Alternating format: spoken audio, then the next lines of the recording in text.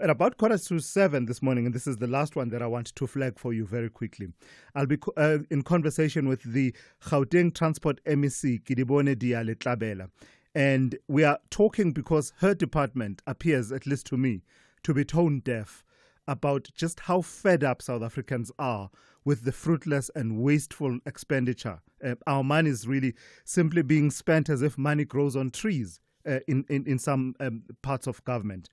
The MEC recently announced that the department will spend a further 134 million rand, 134 million rand on the Sebokeng driver licensing and testing center in the Vaal, a white elephant project that it built for some 78 million rand, then abandoned it and it began being vandalized. And then it went on to spend some 9.4 million rand to guard this white elephant piece of infrastructure since 2019. Now they're going to pour in 134 million rand to try and complete it. So the MEC will talk to me about that and other issues in her department. The Morning Brief team, to your stations for the takeoff, please. Ondela Mbana at the news desk, Rob Byrne on your traffic, Zaikan at the sports desk, Melissa Buta with the Morning Brief in brief, and that's coming up shortly. Dauleng Lechela has your business and market news covered, and Sipho Mantula with your Africa update for this morning. In it all, I want you to be a part of this conversation. Reach out and talk to me. The number to dial is 086 000 2032. Please send me WhatsApp voice notes on 061 410 4107. On social media, we are at SAFM. We are at SAFM Radio on X. We are SAFM Radio on Facebook and Instagram. And as always, we are live on our YouTube channel, and that is SAFM Radio. So what are we waiting for? Let's get it started. Whether it is a CCMA referral, problems with a mechanic, or unfair blacklisting, Clientele legal plans are affordable, and you receive up to 670,000 rands worth of legal services per year. We cover civil, criminal, and labor-related matters. Our legal team will be your support 24 hours a day. SMS SAFM to 32195. That's SAFM to 32195. Clientele General is an authorized FSP and a licensed non-life insurer. T's and C's online. Standard rates apply.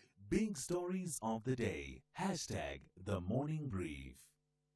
Yeah, so that's the kind of ground that we are going to cover with you over the next 3 hours to try and get you fully briefed on all the stories that are going to shape your world this morning. Right, let's go straight to the Morning Brief in brief with Melissa Buta. Melissa, do I have you on the line? Good morning. So talk to me. I think this is great news, is it not? The extensive work that was being done on parts of the Lesotho Highlands water project. Tell me about water flowing once again on those parts of that project. Morning, Thulasizwe. So water is once again flowing from the Lesotho Highlands Water Project channel into South Africa after a 7-month shutdown for planned maintenance. Water and Sanitation Minister Phemi Majodina officially reopened the tunnel on Sunday in the Free State. The tunnel has been operational since 1998. However, it did have to go under structural assessments and extensive maintenance, including a sand blasting and recoating of 19,000 square meters of steel and 43,000 liters of paint. Authorities are confident that the tunnel can remain operational for another 25 years, with maintenances now and then scheduled every 5 years or so. Yeah. And then in another story, Melissa, out of Cape Town, tell me about what SANParks is saying about their concerns for hikers and tourist safety in the areas around Table Mountain National Park. So SANParks has raised concerns that hikers at the Table Mountain National Park are not following their safety tips and regulations.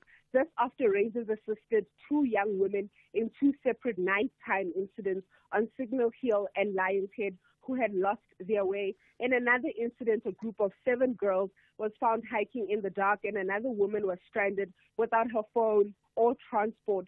All were safely escorted, but the park authorities are reminding visitors not to hike after sunset and to follow safety guidelines to ensure a secure experience.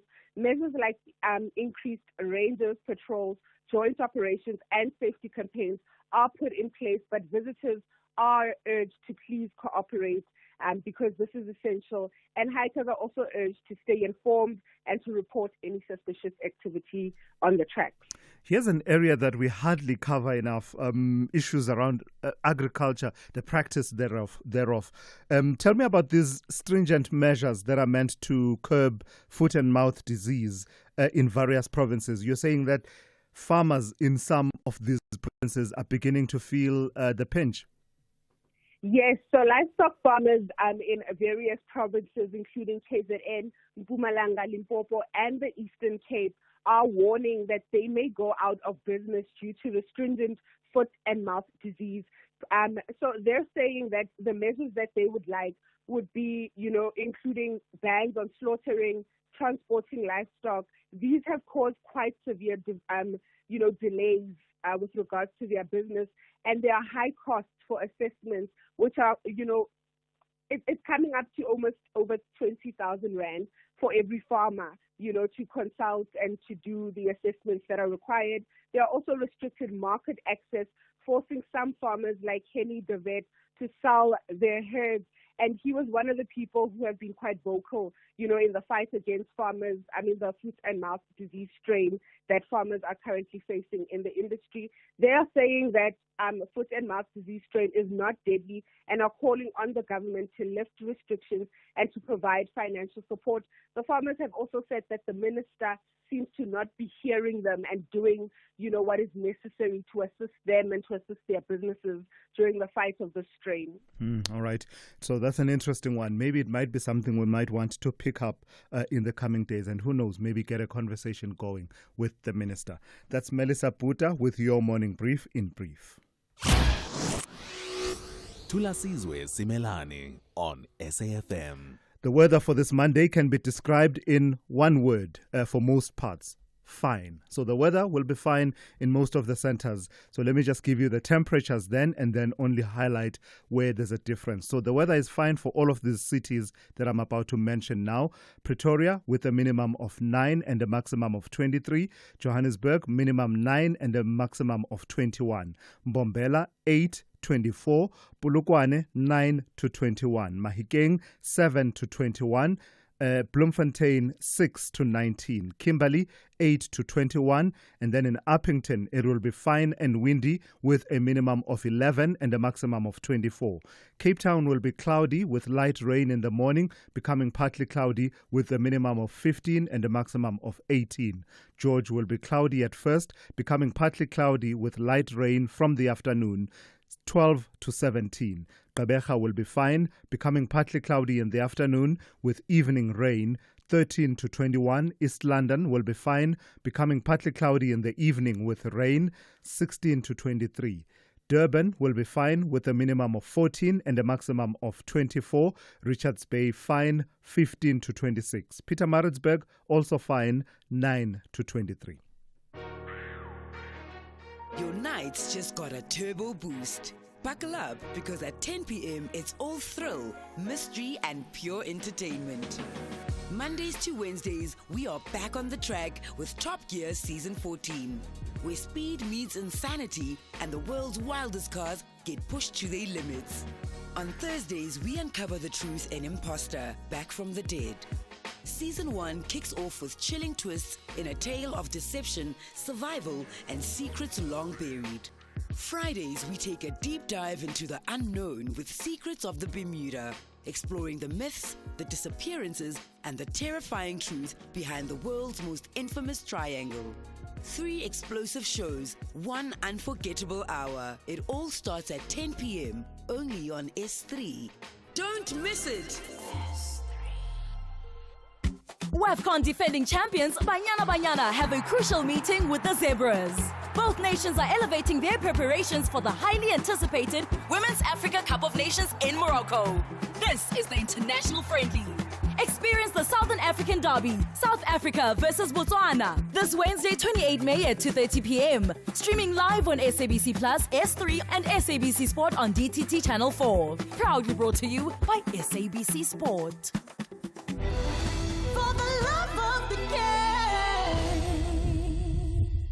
Worldview Update, bringing you closer to international or global news. So let's bring you the story. A federal judge has temporarily blocked the Trump administration's effort to strip Harvard University of its ability to enroll international students, marking a major legal development in a high-profile clash over immigration, academic freedom, and First Amendment rights. The ruling came shortly after Harvard filed a lawsuit claiming the revocation was political retaliation for refusing government demands. So let's speak to Ahmed Bawa, a professor at the Johannesburg Business School, and that is part of the University of Johannesburg.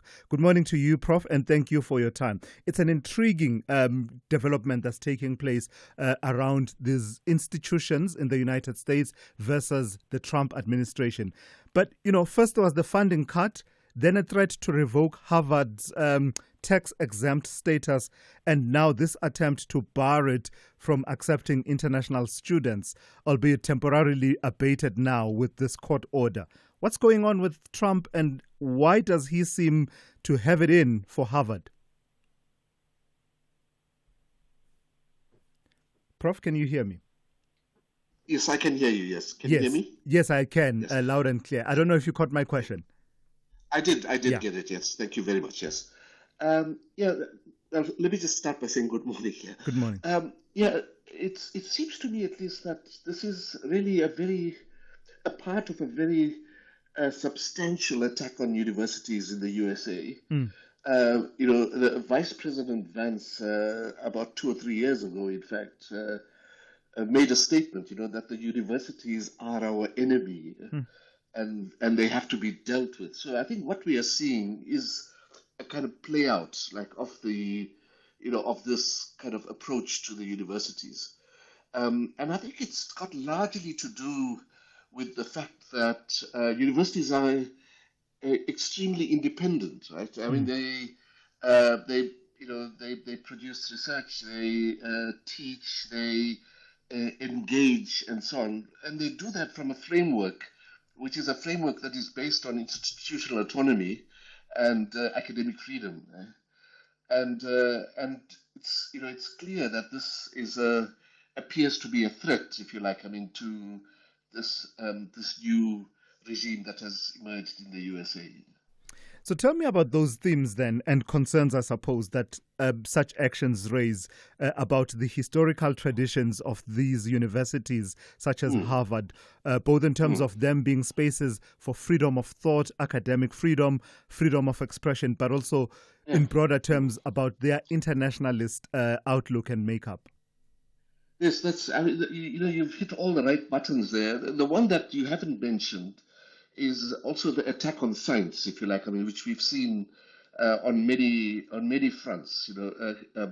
Massive budget cuts, the removal of funding for projects that do not fit in with the current, what would one say, the current philosophy of the philosophy of the current government, and so on. So what we are seeing, in fact, is this,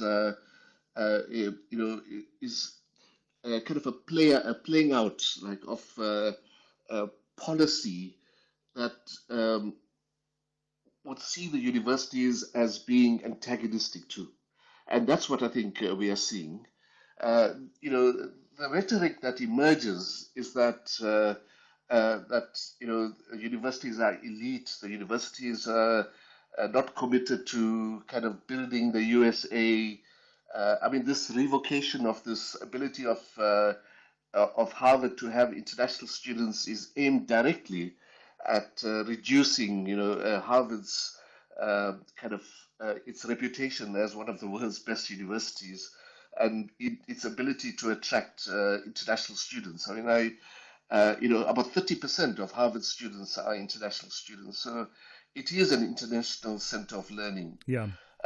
But it is this attack on knowledge, attack on science that we are seeing playing itself out in this terrain. Prof, if you don't mind, let me hear from Thabo in KZN, who is interested in this conversation we are having and wanting to just weigh in on it. Good morning to you, Thabo. Short and sharp and to the point for me, please. Hi, good morning, Thulasizwe, and to the listeners. Yeah, I just want to rein in on this topic. You see, Thulas, as much as I don't agree with Donald Trump, most of his policies, particularly on South Africa and Africa in South Africa, actually on Africa and South Africa in particular. But on this one, we're sitting with a similar problem in South Africa, where our universities employ, you can do that research. They employ mainly, they've got this thing of employing mainly foreigners, as lecturers and so on, as visiting professors, associate professors, and that's inexcusable. And obviously we know why they're doing this. They're doing this in order to sway our own South African policies to an extent that they end up favoring foreigners, So it's a huge problem. It's a huge problem. All right. You can check it out, Thulas, with our own universities in South Africa. Thabo, thank you for that. Prof, just as a parting shot then, can other universities in both the United States and in other parts of the world afford to watch this unfold from afar and be thankful that, the fire and fury out of the Trump 2.0 administration is not directed at them?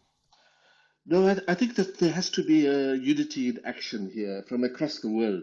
I think that there has to be, because an attack on Harvard is really an attack on other universities in the USA, and it's an attack on universities around the world. This is one of the world's leading universities. We have to be clear about it.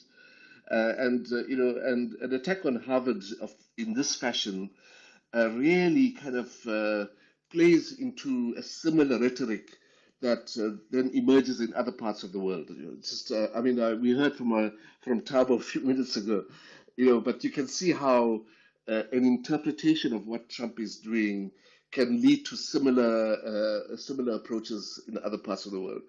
And and if Harvard loses, not just Harvard, but then higher education in the USA loses those two large parameters, the issue around institutional autonomy and the issue around academic freedom. That just simply undermines the knowledge project of these very powerful universities. All right, Prof. I've got to thank you for your time this morning. That's Ahmed Bawa, professor at the Johannesburg Business School, and that is part of the University of Johannesburg. This is SAFM Sport with Zai Khan. Good morning. Let's speed through this. Akani Simbine showcasing his sprinting prowess, once again winning the men's 100 meters at the Rabat Diamond League, clocking 9.9 seconds. This victory marks his third consecutive win in the series. Let's recap that winning moment. Simbine, but he gets away with it, going really well. Omanyala at the moment. Omanyala third from the top, easing away. Simbine two looking strong through the second half. Simbine the strongest. Omanyala second, and between them, Fred Curley a close third. 9.95, and with a very slight following win. That is great running. And moving to the women's 800 meters, Prudence Sekodiso secured second place, narrowly behind Ethiopia's Siga Duguma, and Zakiti Nene, competing in the 400 meters, achieved second place finish. On to soccer, Morocco's Renaissance Berkane won the African Confederation Cup, holding on for a 1-1 draw against 10-man Simba of Tanzania, away in the second leg of the final for a 3-1 aggregate victory. Chelsea, they've clinched a spot in next season's UEFA Champions League with a narrow it's okay. 1-0 It's fine. win. To do what? To do what? Oh, wow. Let's find out from manager Enzo Maresca. And unfortunately, we are in a business where the people, judge us because of the results. And today, in case we were not able to win the game, probably all of you judged this season a disaster. But was not a disaster. I said many times that this season was already good. 12 2 years ago, 6 last year, and 4th this season, with probably the youngest squad in the history of the Premier League.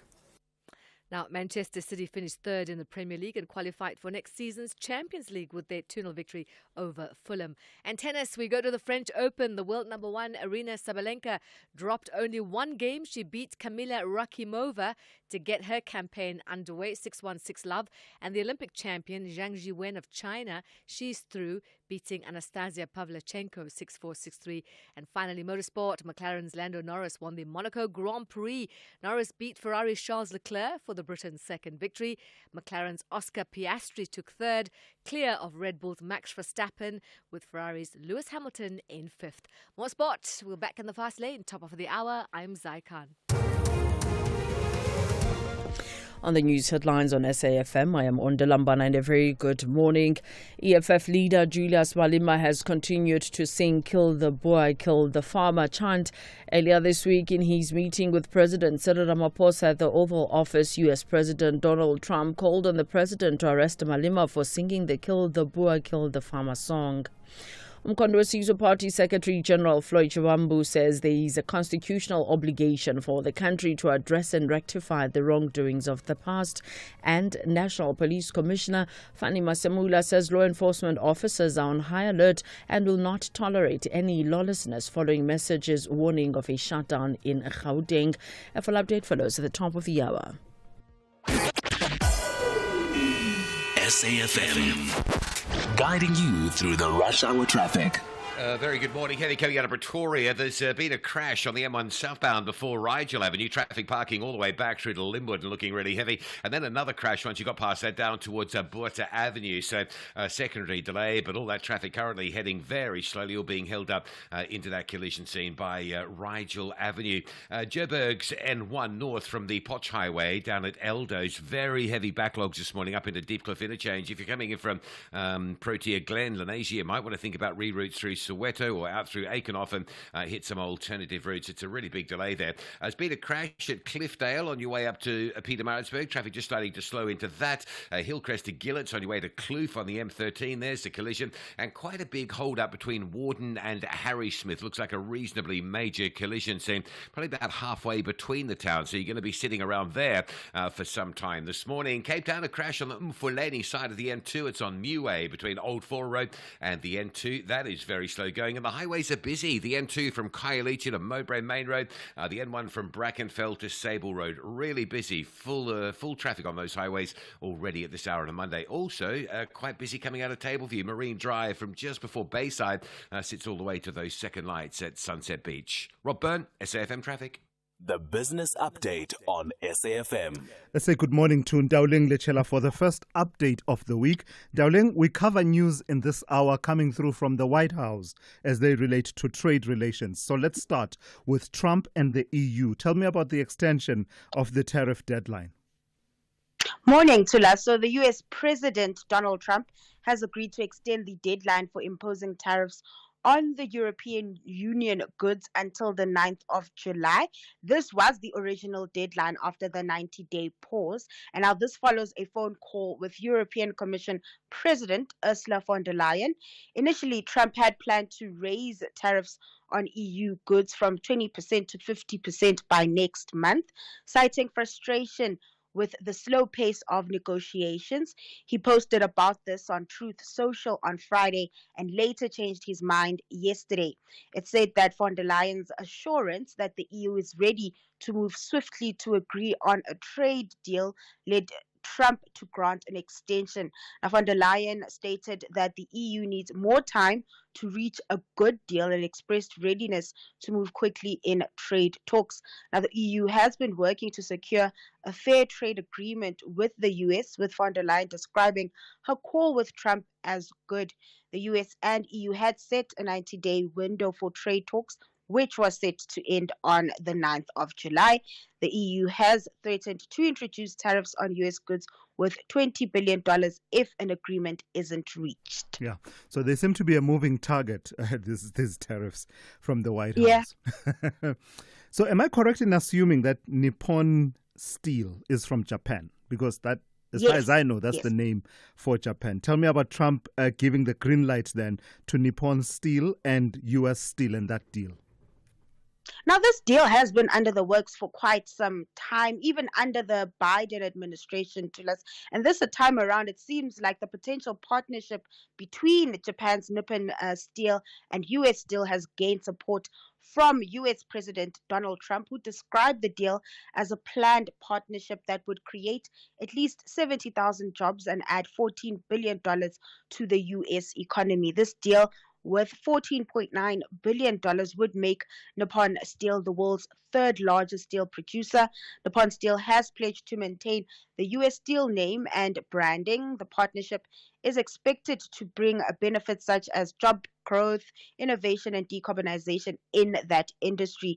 The deal has received support from various stakeholders, including former Secretary of State Mike Pompeo and former Deputy Director of the National Economic Council Jason Furman, who see it as a positive development for the American steel industry. But, as mentioned, the Biden administration had raised concerns over national security risks, which led to a delay in the deal's approval. Despite these challenges, Nippon Steel remains committed to the partnership, and the deal is expected to have a significant impact on the global steel industry if approved.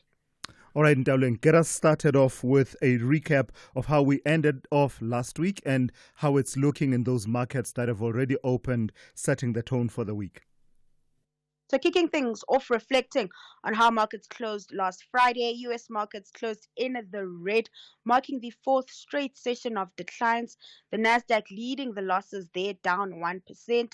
This as Trump made posts about Apple on Truth Social, saying that iPhones sold in the U.S. must be made in the U.S., and if they are not, a tariff of at least 25% must be paid by Apple, and that really weighing on that share price and trickling into the Nasdaq index. The mood, however, at home, quite different, with stocks mostly in the green. The all share up over 0.4% in Friday's session, and this was fueled by gains in the Resources 10 complex, up over 2%. The Rand still making gains and trading stronger. It's at 17.82 to the dollar this hour. Lastly, in Asia, stocks mixed as traders digest Trump's comments on tariffs and the backing of the Nippon Steel U.S. Steel deal. So you've heard from Ndawling. That was the first update there. You know what that means. Your money is on the move, and the week has well and truly started. Ndawling will be back with another update just after 7:30 here on the Morning Brief. Africa Update on SAFM. Hey, good morning to you, Raz Sipho-Mantula. Let's start with yesterday, reflecting on yesterday, Africa Day, a message coming through from the African Union, and it is talking about justice, unity, and shared progress. Refreshing morning, Thulas and Jumbo Africa to the listeners. Indeed, Thulas, when we look back at 62 years of Africa Liberation Day yesterday, the chairperson of the AU, Mahmoud Ali Yusuf, emphasizing on the theme, Thulas, of the AU for 2025, justice for Africans and the people of African descent through reparations, touching on the issue, Thulas, that Africa will not be held hostage by the pain of its past.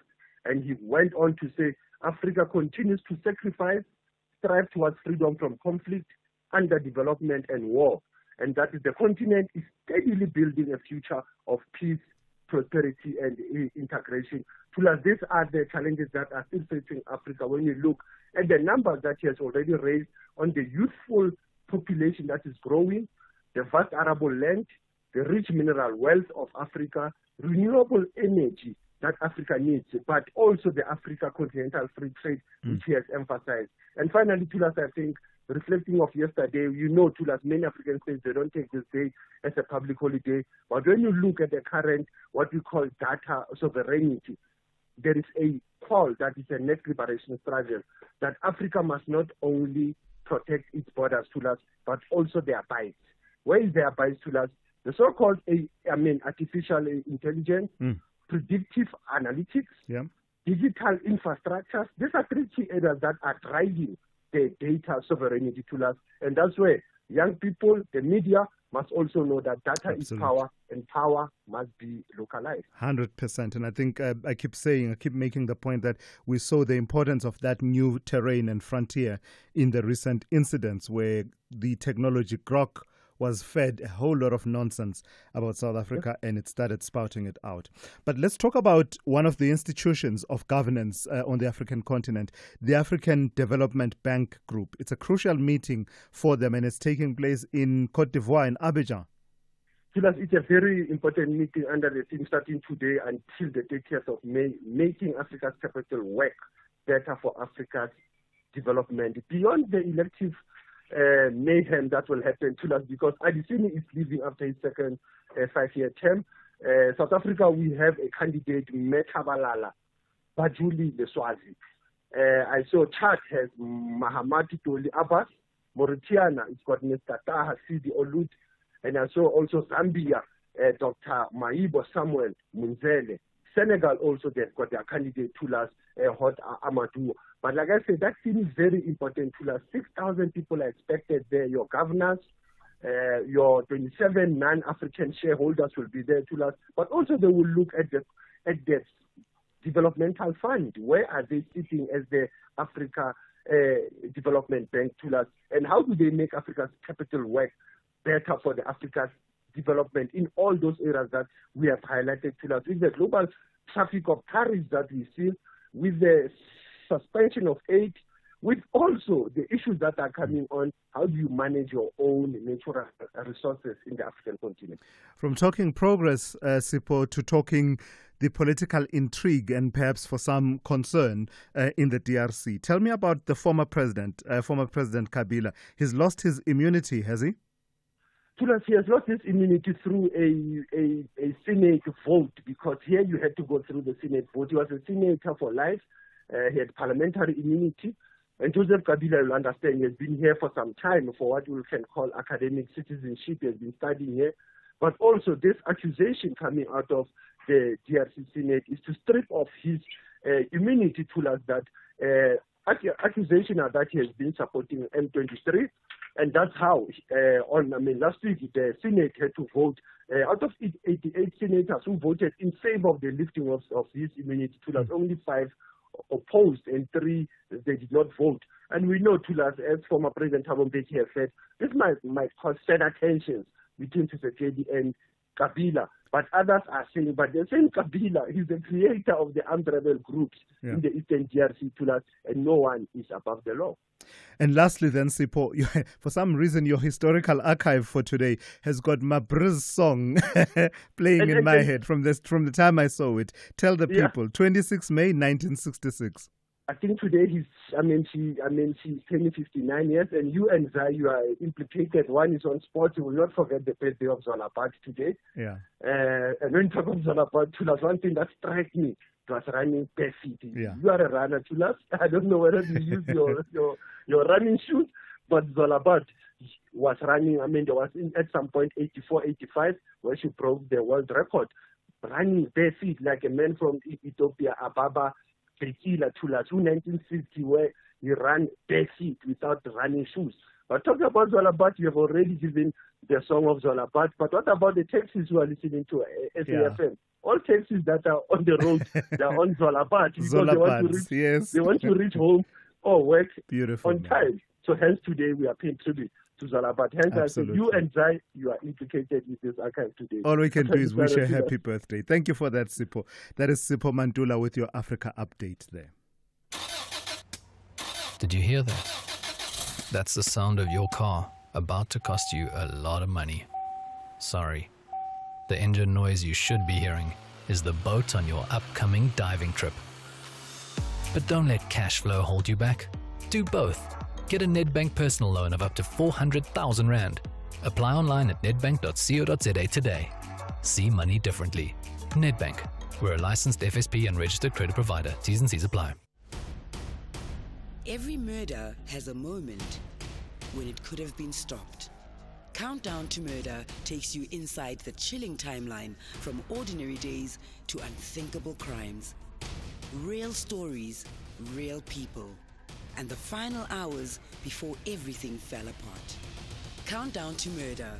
Every second tells a story. Thursdays at 9 p.m. only on S3.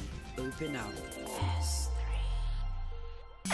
You are listening to The Morning Brief with Thulasizwe Simelane. 6:45 on this Monday. Now, a major part of the public's gripe with this year's budget process and the initially proposed VAT hikes had to do with the wastage across all three spheres of government. In fact, National Treasury's review of over 300 billion rand spending dating back to 2013 found that there are potential savings of up to 37.5 billion rand in wastage and duplications. And every year, the Auditor General reports extensively on endless, fruitless and wasteful expenditure.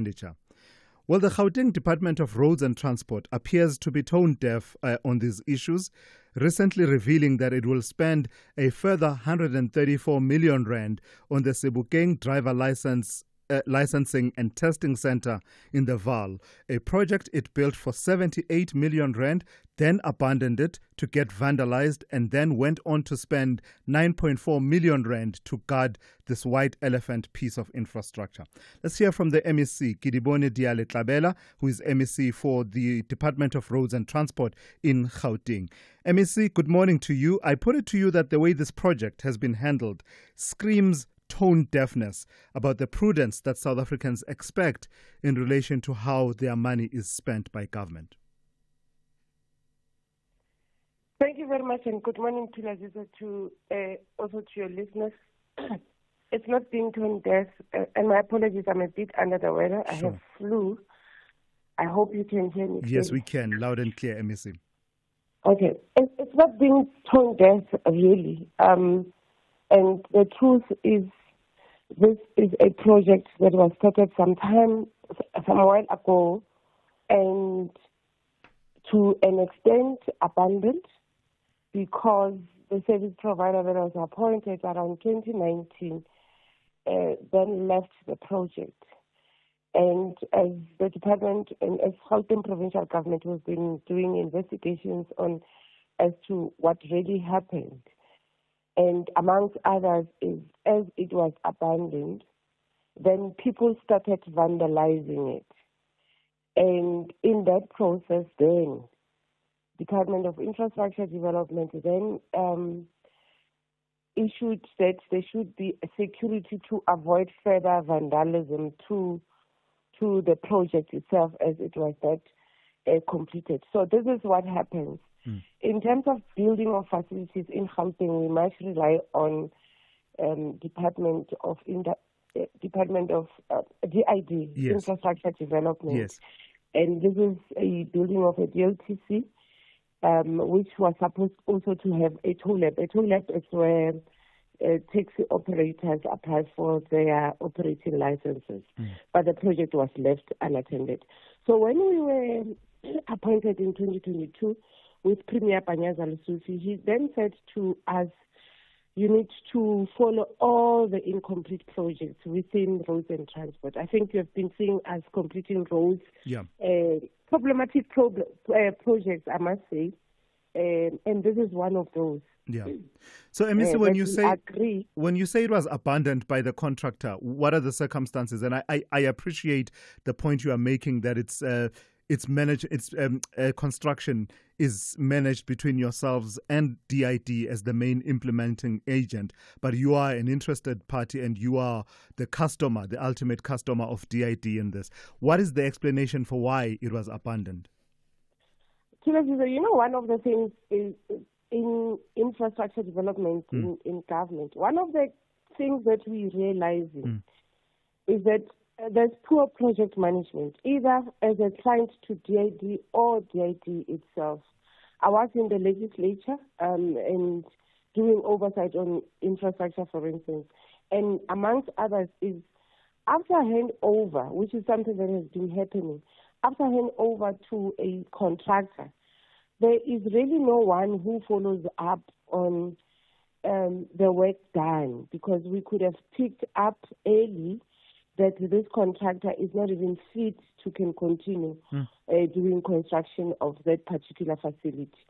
But however, in 2022, we started the processes of taking it back to roads and transport as part of us completing all the abandoned, incomplete projects with a whole lot of problems, ranging from poor performance by contractors, poor project management from the side of department itself. And currently we we have taken over the project. Remember, we build roads, we don't build facilities. DLTCs, So one of the things that we said is it's not only it that we took from DID. We took Vereeniging Intermodal Facility. We also took Sebokeng. So the Vereeniging Intermodal Facility, then we gave it to one of our agencies, the Gauteng Management Agency, to build for us. We finished phase 1. We are now almost finishing phase 2. Then Sebokeng, we requested DBSA to do it for us. We already, from the side of the department, have project managers that will be overseeing DBSA in implementing that for us. I saw that DA says we have allocated 134 million for this. You'd know, if we are to restore it, we need to set aside budgets for it. And amongst others, one of the things that we did, we estimated budget in 2 financial years. It's not that the cost is 834. Remember, we must set aside something. And in most cases, when we do facilities, the first year we set aside around 50 million just to ensure that the project is implemented.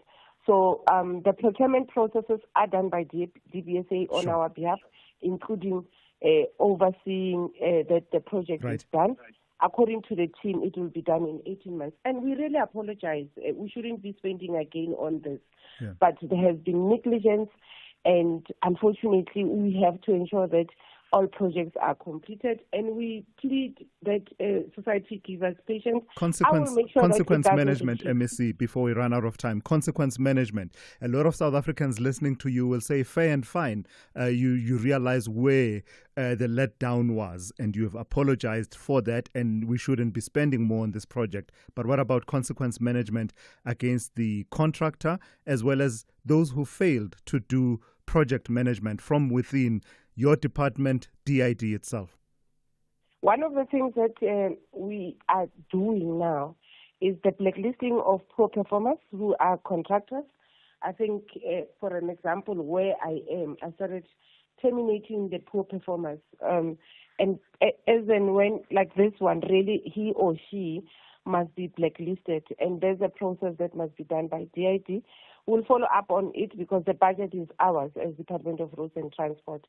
And this is a very old project. And I must say that as part of setting example, government needs to take action both on contractors, including its own officials. But we're trying our best to correct those missteps moving forward. MEC, I've got to leave it there for this morning. Thank you for your time. That's MEC Kidibone Diale-Tlabela, who is MEC for the Department of Roads and Transport in Gauteng. SAFM, guiding you through the rush hour traffic. Some very heavy delays coming in from the southern side of Joburg this morning, out from El Dorado Park, from Lenasia, Protea Glen. There's big traffic. Starts on the N12 Potch Highway, goes through Deadman's Bend, all the way up the N1 and into the Diepkloof interchange. If you are Lenasia, think about a reroute through Aikenoff and Gibbler Park. If you are Protea Glen, think about coming out and just rerouting up through Soweto. Stay off that N1 North into Diepkloof, very heavy. Also, crash R21 near Pomona Road, leaving the airport. That's quite slow.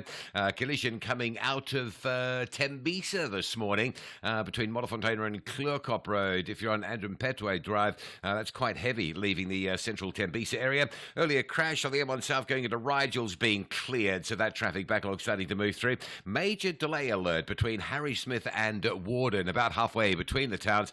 Major truck crash. Road is effectively blocked with traffic stacking in long queues both directions north of Harrismith. Major problems there. The N3, a little crash earlier at Cliffdale, causing a backlog from Kia Ridge. The M2 is pretty heavy this morning, Toti through Prospecton, and then from the M7 all the way through to Umgeta Road. There is a collision scene on that N2 this morning in amongst the roadworks before you get to Umgeta Road, so extra pressure if you're on your way to the airport. That's vital information. You'll need extra time to get through. Cape Town, Mfuleni side of the N2, a crash on Old Fora Road between the N2 and Old Fora Road. It's on Meway, in fact, and that's causing quite heavy congestion. And a collision on Viking Way coming from Elsie's into Epping. Viking Way just before Jakes Curville, the N7 drive.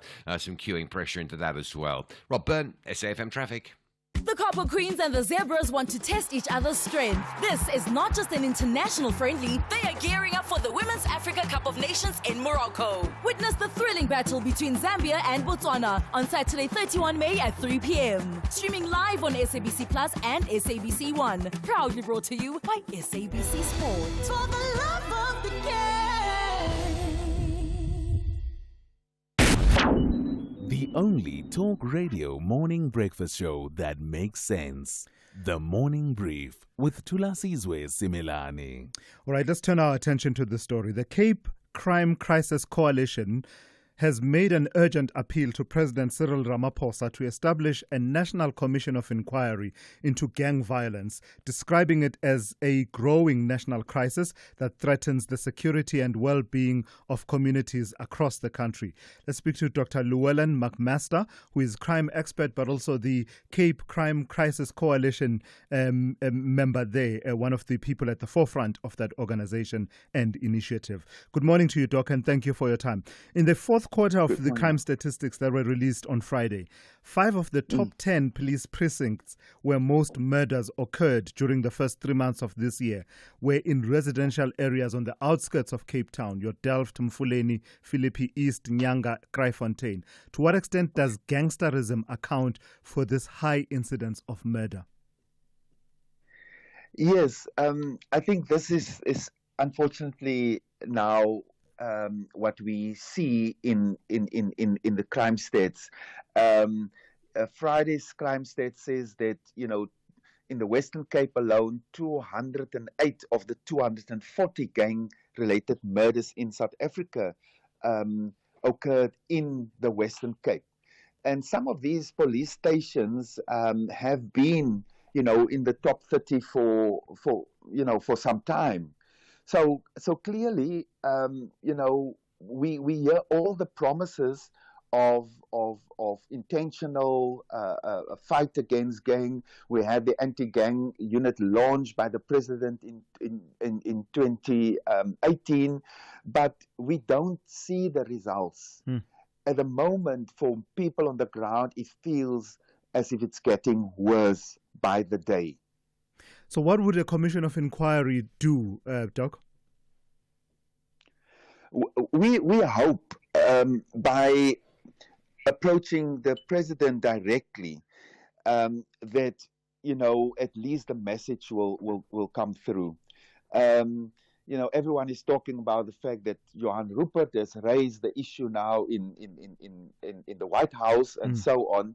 And all we can say is hopefully the president got the message, because it was one of his, delegation raising it in America.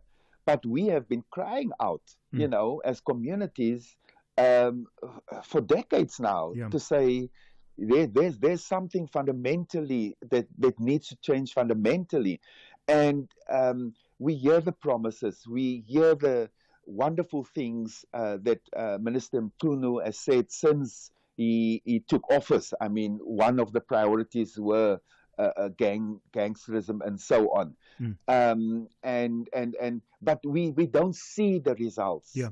So we want a commission of inquiry to really open up everything, but especially to get input from communities, to hear the community's voice, but then to follow it up with concrete action. What is the sense in the community? Why have initiatives such as the anti-gang unit, sometimes buttressed by Cape Town law enforcement officials, also adding and beefing up and sort of being a force multiplier from time to time in terms of increasing the patrols and the likes? Why have those not worked? I think the thing with with the anti-gang unit, as I say, the president was here in Hanover Park in the launch. We saw on TV, a whole fleet of BMWs and so on. And the president say, things going to change. This is the start of this fight against gangsterism. They will be dismantled, and all those words were used. But it shows, and a former head of this unit, Andre Lincoln, said in a TV interview that many of those resources were taken away from them. In fact, the current chairperson of the portfolio committee did an oversight visit at the anti-gang unit in Fora and found it to be under-resourced. They cannot do their work. They cannot execute their mandate if the resources are taken away. We have our provincial commissioner who says it's not that bad. Whilst people on the ground, the lived experience speaks to something else. Sure. So that is the thing. Don't make promises that you don't execute. Right. All right, Doc, let's leave it there for this morning. Thank you for your time. That's Dr. Llewellyn McMaster, who is a crime expert and part of the Cape Crime Crisis Coalition. Brings us to 7 a.m. Let's check in with Ondelambana with the latest news. Outsurance will go out of their way to try and save you money on your car insurance. If they can't, ask for 500 Rand. SMS out to 30754. Now that's good news.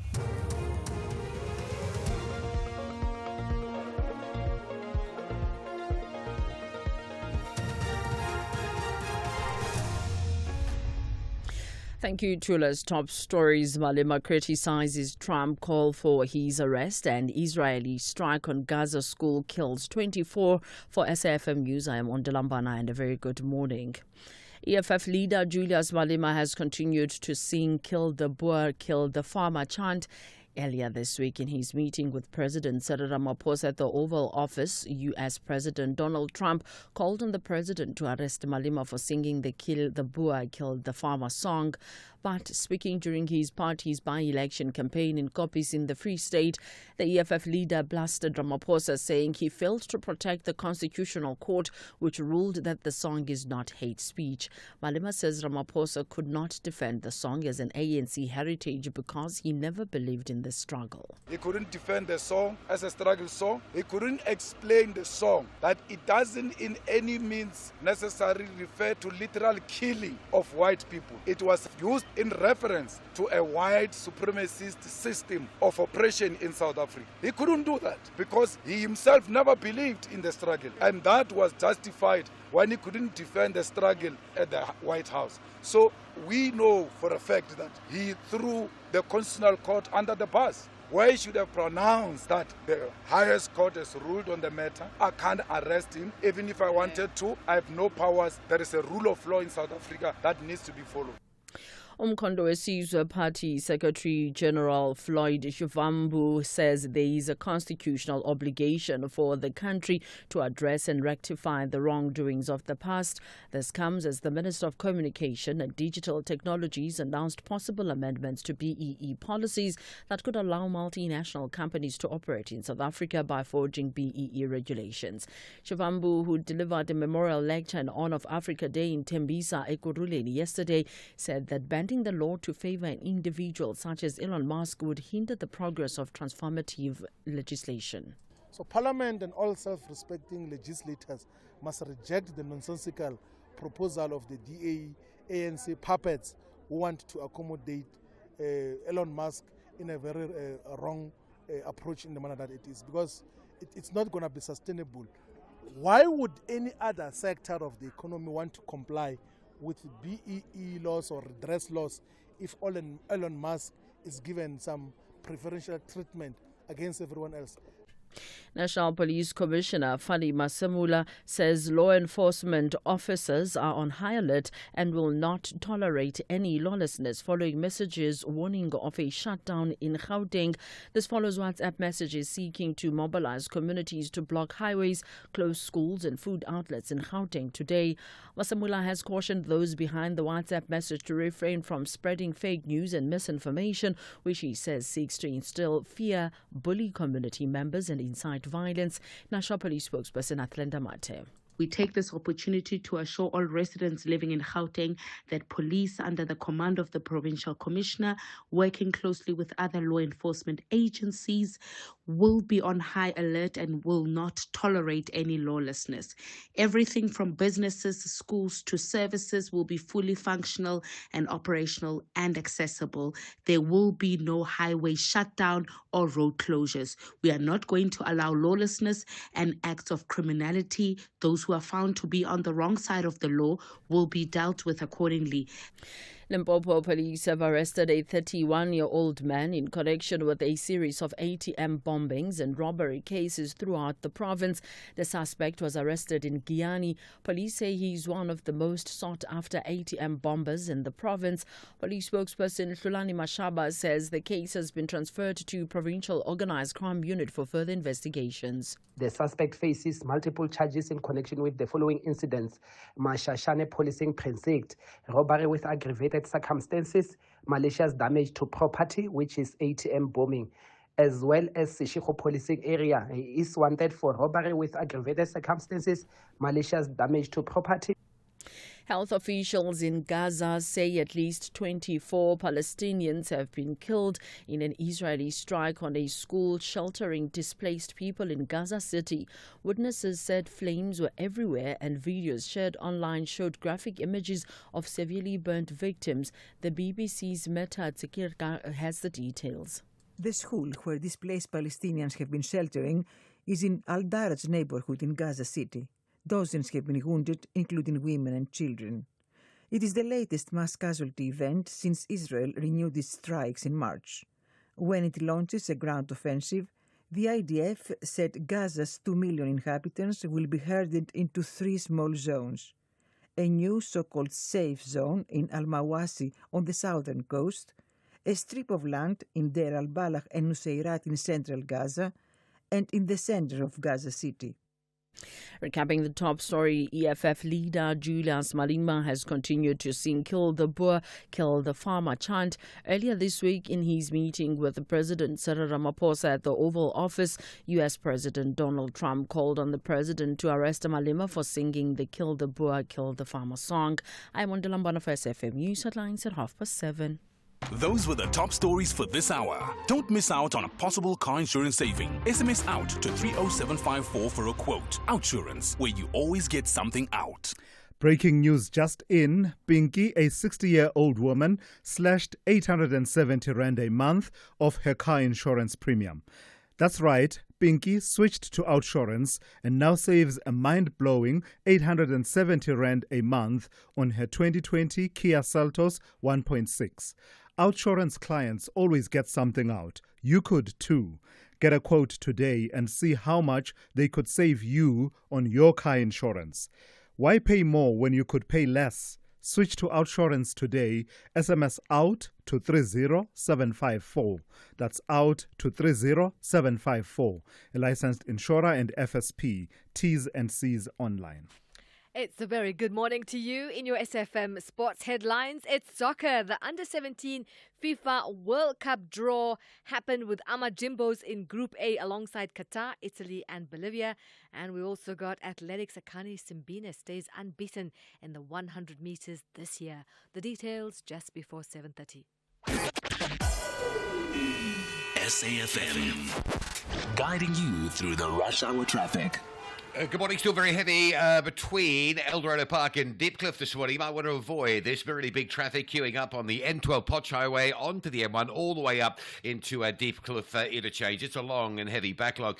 Crash on the R21 leaving the airport on your way towards Pretoria up by Pomona Road. So queuing traffic into that particular scene. And a crash coming into Pretoria on Eskia Mphahleli near Moot Street up by Putco. That's causing a delay on Eskia Mphahleli arriving from Pretoria North, but badly holding up traffic from Theo Martins on the mighty Mopani Highway. Durban N2 heavy this morning from the cement factory up to Umgeni Road as you line up through the construction and a collision before you get to Umgeni Road. The N3 out to Cliffdale, very slow from Key Ridge. That's a crash scene. Also the M13 Hillcrest down Fields Hill into Pinetown, looking dreadfully slow. Cape Town a collision on Viking Way at the N7, causing a delay coming in from Elsie's Riverside. Cape Town just generally busy this morning. Don't leave it too long before you get into it. And a major truck crash between Harry Smith and Warden, backlogging traffic in both directions into that scene. Rob Byrne, SAFM Traffic.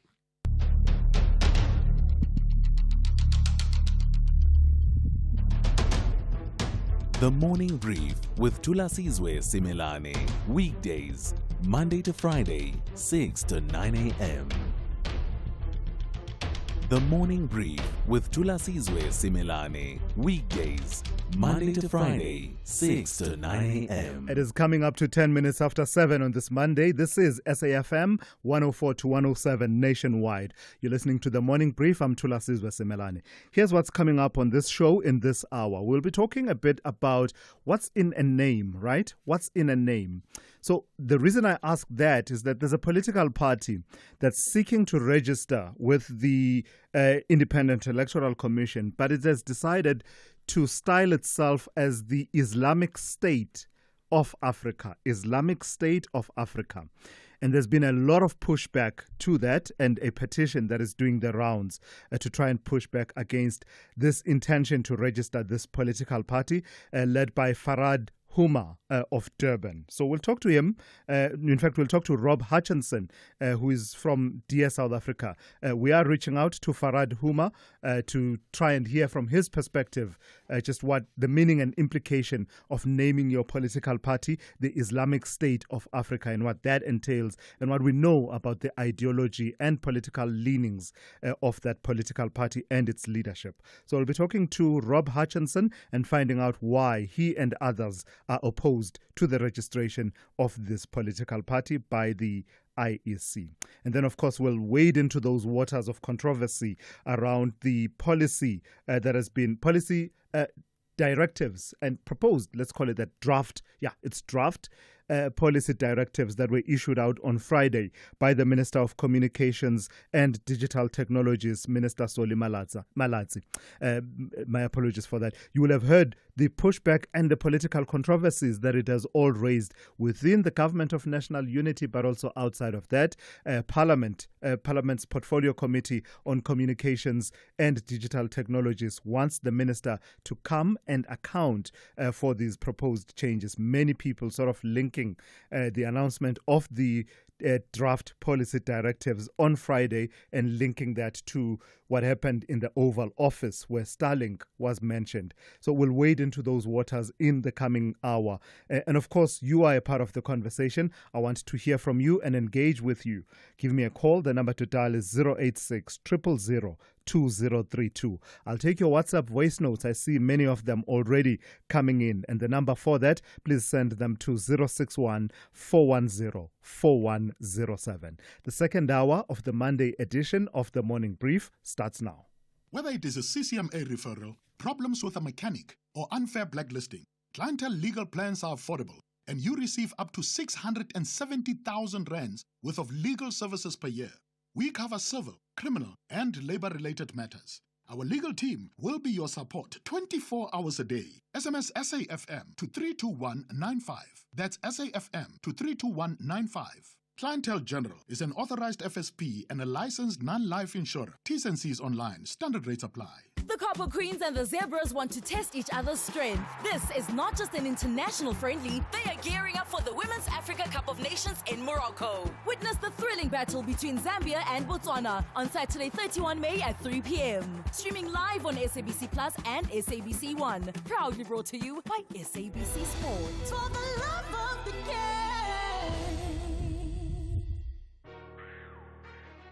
Your nights just got a turbo boost. Buckle up because at 10 p.m. it's all thrill, mystery and pure entertainment. Mondays to Wednesdays, we are back on the track with Top Gear Season 14, where speed meets insanity and the world's wildest cars get pushed to their limits. On Thursdays, we uncover the truth in Imposter, Back from the Dead. Season 1 kicks off with chilling twists in a tale of deception, survival, and secrets long buried. Fridays, we take a deep dive into the unknown with Secrets of the Bermuda, exploring the myths, the disappearances, and the terrifying truth behind the world's most infamous triangle. 3 explosive shows, 1 unforgettable hour. It all starts at 10 p.m. only on S3. Don't miss it!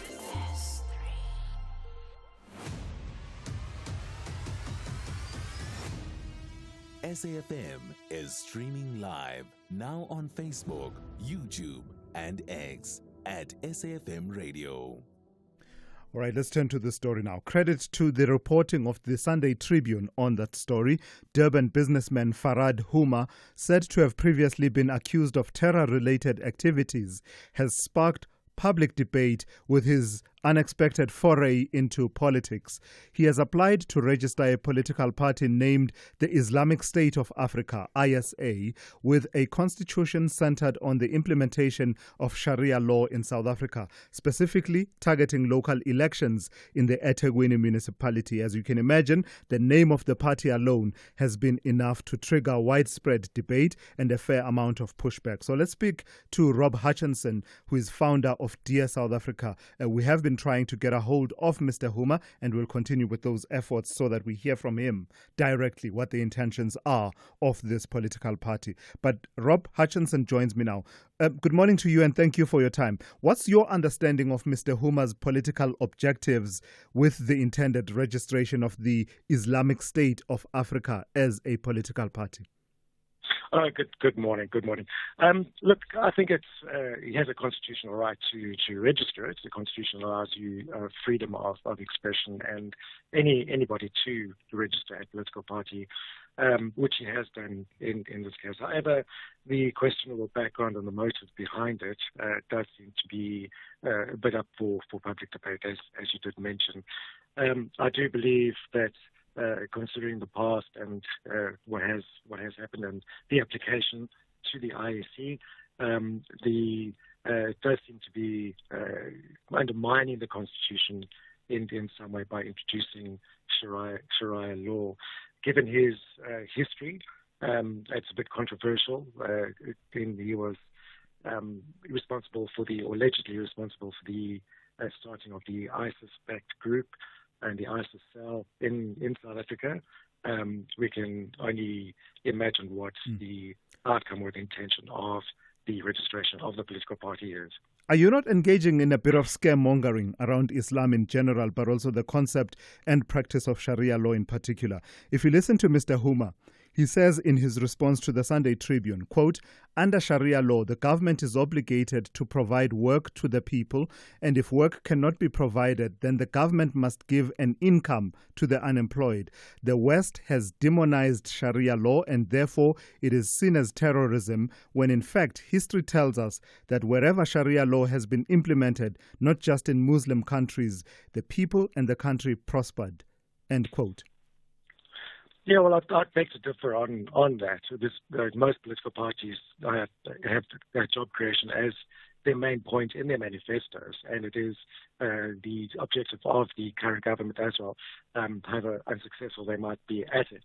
However, the question that we have in concern is the implementation of Sharia law, which it does supersede the laws of the land of South Africa in itself and the Constitution in that way.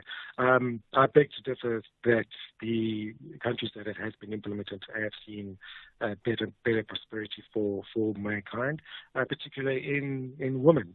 There seems to be a definite Sharia law does not favour women in many ways whatsoever, and it's our government mandate to protect women and equal rights for everyone else, which Sharia law does not actually produce. So let me understand you correctly then.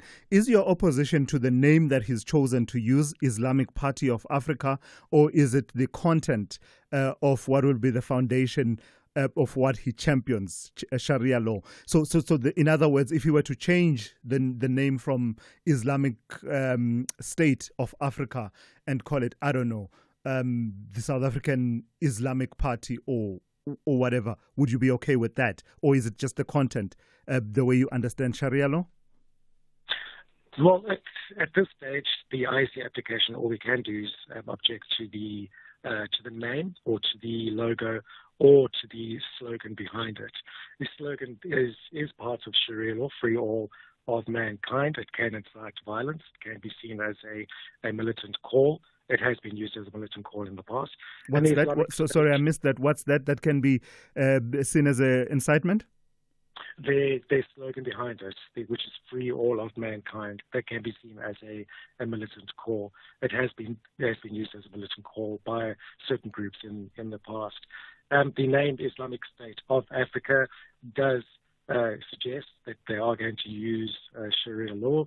And in fact, he has based his party on that whole premise. All right. So at this stage, all we can do is object to the Islamic State of Africa. However, what we are doing on Dear South Africa is putting it out to the public. Mm-hmm. So it's not an objection at this stage. It is, do you agree or don't you agree? And you have the opportunity to say. All right. Hold on for me a second. I want to take two calls for you, Mr. Hutchinson, if you don't mind. Jacques is in KZN. Good morning to you, Jacques. You want to weigh in on what has been said this morning?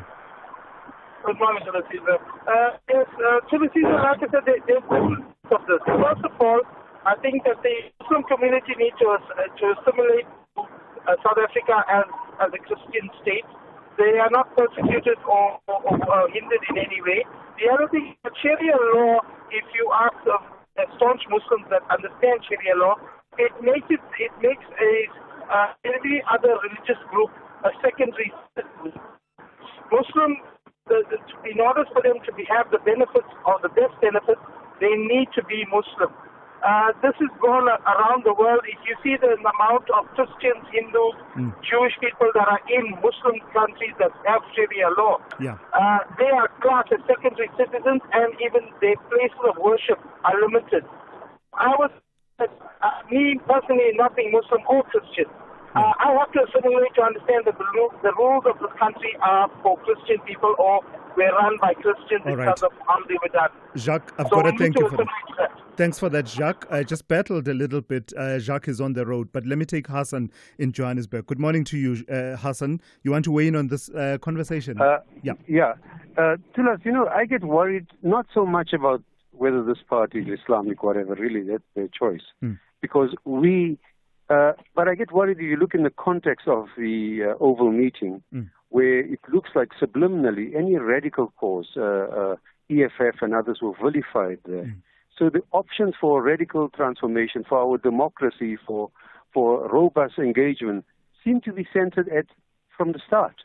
I mean, look at Ismail the Suleiman from Gifts of the Givers. He once stood for African Muslim Party, and people didn't vote. They didn't vote for that party. So the true test is really whether the people will vote for you. And, whether someone in Europe and elsewhere, you have comics, not Zelensky, others, standing for elections. Really, let it flow, man. The voters must decide. Yeah, all right. Thank you for that. That's Hassan in Johannesburg. Let me bring in Sia. Sia in Durban. Good morning. You also want to weigh in on this conversation? Yes, thank you, Thulasizwe. This is definitely, obviously, an important subject. Constitutionally, obviously, everybody has a right with a constitutional democracy. However, there are concerns concerning what we've seen and observed all over the world where Islam is in charge, and we've seen such, wars. And in particular, if you are not a Muslim, you'll be forced through the Sharia law to take up Islam, or you'll really be pushed down. Oof, all right. We lost Sia there. And it's a pity because, and I suppose that, let me throw this to you, Rob. Just respond to what you heard from the various calls, but also just respond directly to the charge that will say what you understand of Sharia law is a bastardization of Sharia law, but not the actual content of what Sharia law should be. All right, we've lost Rob as well there, which is a pity. But I think we did cover quite extensive ground there with Rob Hutchinson, who is founder of Dear South Africa. But as I said, we will continue our efforts to secure an interview with Farad Huma, who is the businessman from Durban who is seeking to register this political party under the name Islamic State of Africa. Do you want to study towards a tertiary qualification but need a flexible study schedule? Stadio Higher Education's distance learning qualifications offer just that. Our distance learning support is designed for your success. 2025 applications to Stadio's range of high-quality, affordable qualifications are now open. Distance learning qualifications are available in law, administration and management, commerce, teacher education, policing, law enforcement, humanities, and information technology. Visit stadio.ac.za and register today. Stadio, a new vision in higher education. Bigger office, more staff, a new location? Growth takes investment, and a business term loan from Standard Bank gives you the capital you need to expand on your terms. With competitive interest rates, fixed monthly repayments, and a dedicated support team, you can plan ahead with confidence. Keep your business growing with a Standard Bank business term loan. Visit standardbank.co.za/business loans to apply. Standard Bank is an authorized FSP and registered credit provider. T's and C's apply. A bowl of cereal, a glass of orange juice, some flavored yogurt for breakfast. Ultra-processed products such as these may be high in sugar, salt, or saturated fat.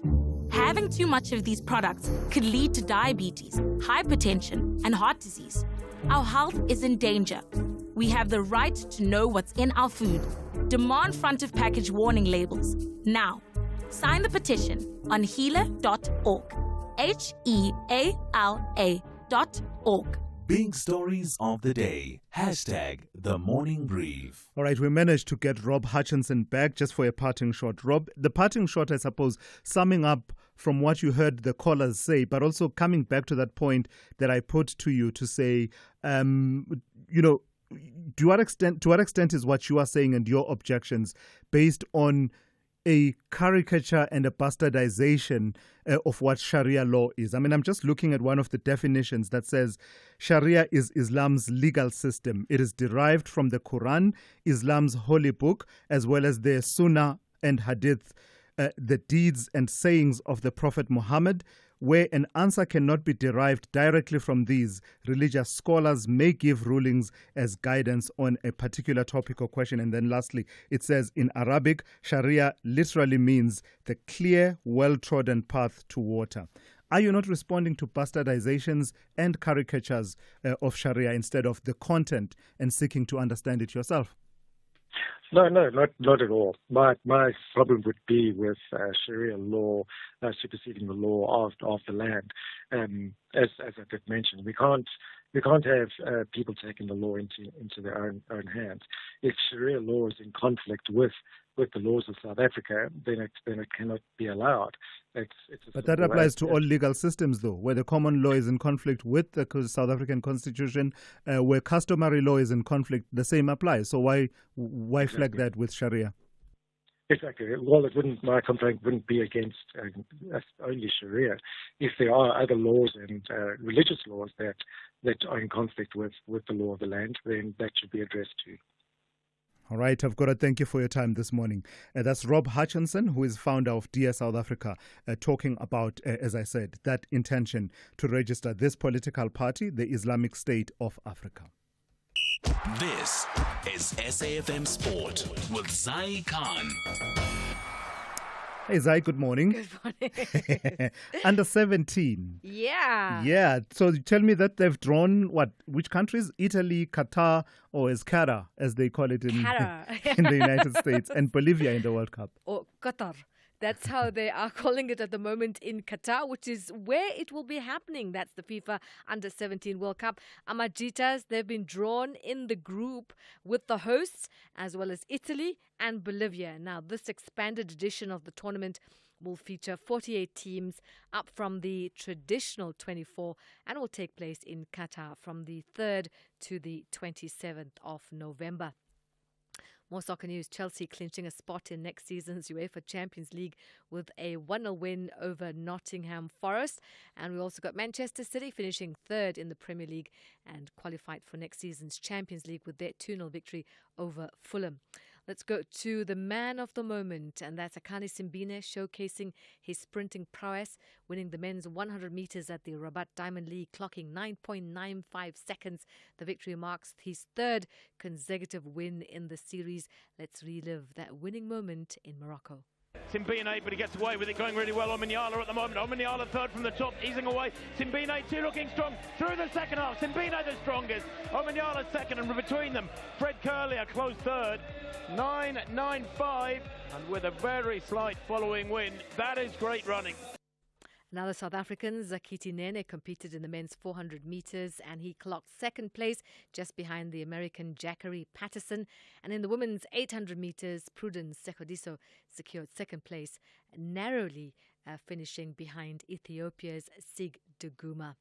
Let's go to some tennis action. This time it's Jasmine Paolini who survived a scare in her opening match of the 2025 French Open, but eventually settled to beat Yu Yuan 6-4, 4-6, 6-3.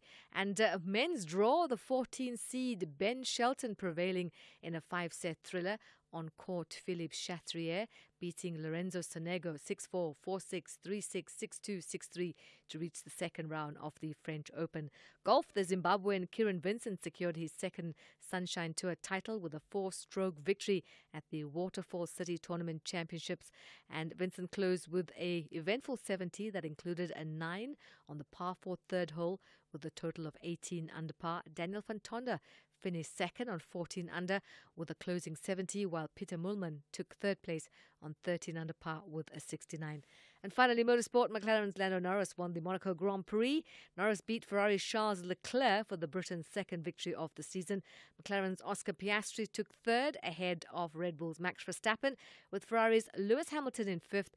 Norris has his victory cut Piastri's lead at the head of the championship to 3 points, with Verstappen dropping behind in third. Let's hear from the race winner, Lando Norris. An incredible race. We won Monaco, which has been a dream of mine since I was a kid. It's one race that everyone wants to win. Of course, when you spole yesterday, it's like job one done, but it feels like more pressure coming into today. So to finally get it done, and to be able to relax and enjoy it, because I think, maybe only the last lap I could smile a little bit and enjoy the rest of it. I'm like, there's still a lot of things you need to get right on a day like today, but we did. And that's where we leave it for now. In the Fast Lane, we'll be back top of the hour. I'm Zai Khan.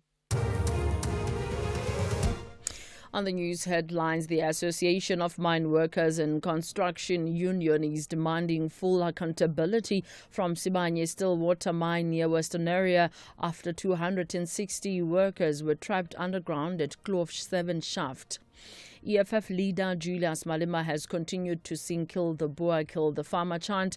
Earlier this week, in his meeting with the President Cyril Ramaphosa at the Oval Office, U.S. President Donald Trump called on the President to arrest Malema for singing the "Kill the Boer, Kill the Farmer" song. Thousands have attended a candlelit vigil to mark the 5th anniversary of the murder of the Black American George Floyd by a Minneapolis police officer. A full update follows at the top of the hour.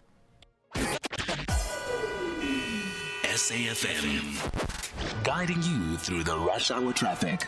There is a lot of crash action this morning. A collision in Joburg on the N12. This is just by Craft Road. If you're coming through from Boksburg and Benoni, that is quite a heavy backlog. A collision coming out of Tembisa this morning, Andrew Mpetwe between Modderfontein and Kluerkop. So slow going traffic through there. Collision on the N1 South leaving Pretoria at Boerta Avenue. That's got you parked back to Linwood Road. Crash on the high collision zone this time of morning, which is the N14 Krugersdorp Highway going up into the Brockfontein interchange. That's a heavy queue all the way back through to the R55 Pretoria West exit. There's also some heavy traffic on the Mopani Highway, Theo Martins down to Eskia, and the N4 queuing heavily into Durban Port Plaza. That's unusual. If you're trying to get through to the N1, there's big traffic there today. Durban crash, N2 northbound before Umgena Road. Traffic heavy from as far back as the cement factory area. M13 Hillcrest down Fields Hill quite slow, and a crash at Cliffdale earlier this morning, still backing traffic from Key Ridge side.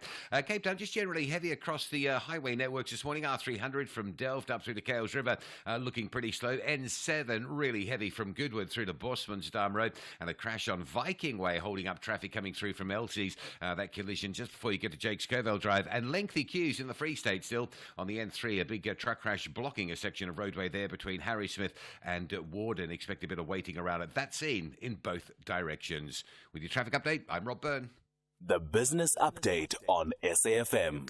All right, let's focus on some company news in this hour. Dowling, let's start with Nampak. Tell me about them weathering tough trading conditions.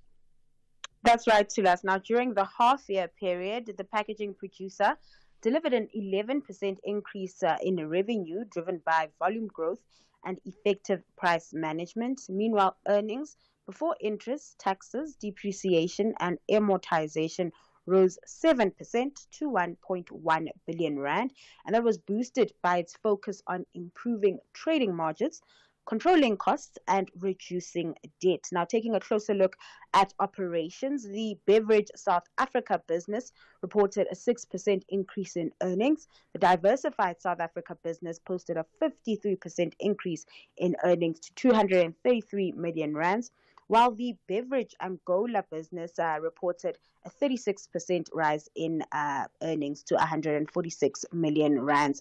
Now, the company's cash generated from operations before working capital changes increased by 38%, reflecting improved profitability.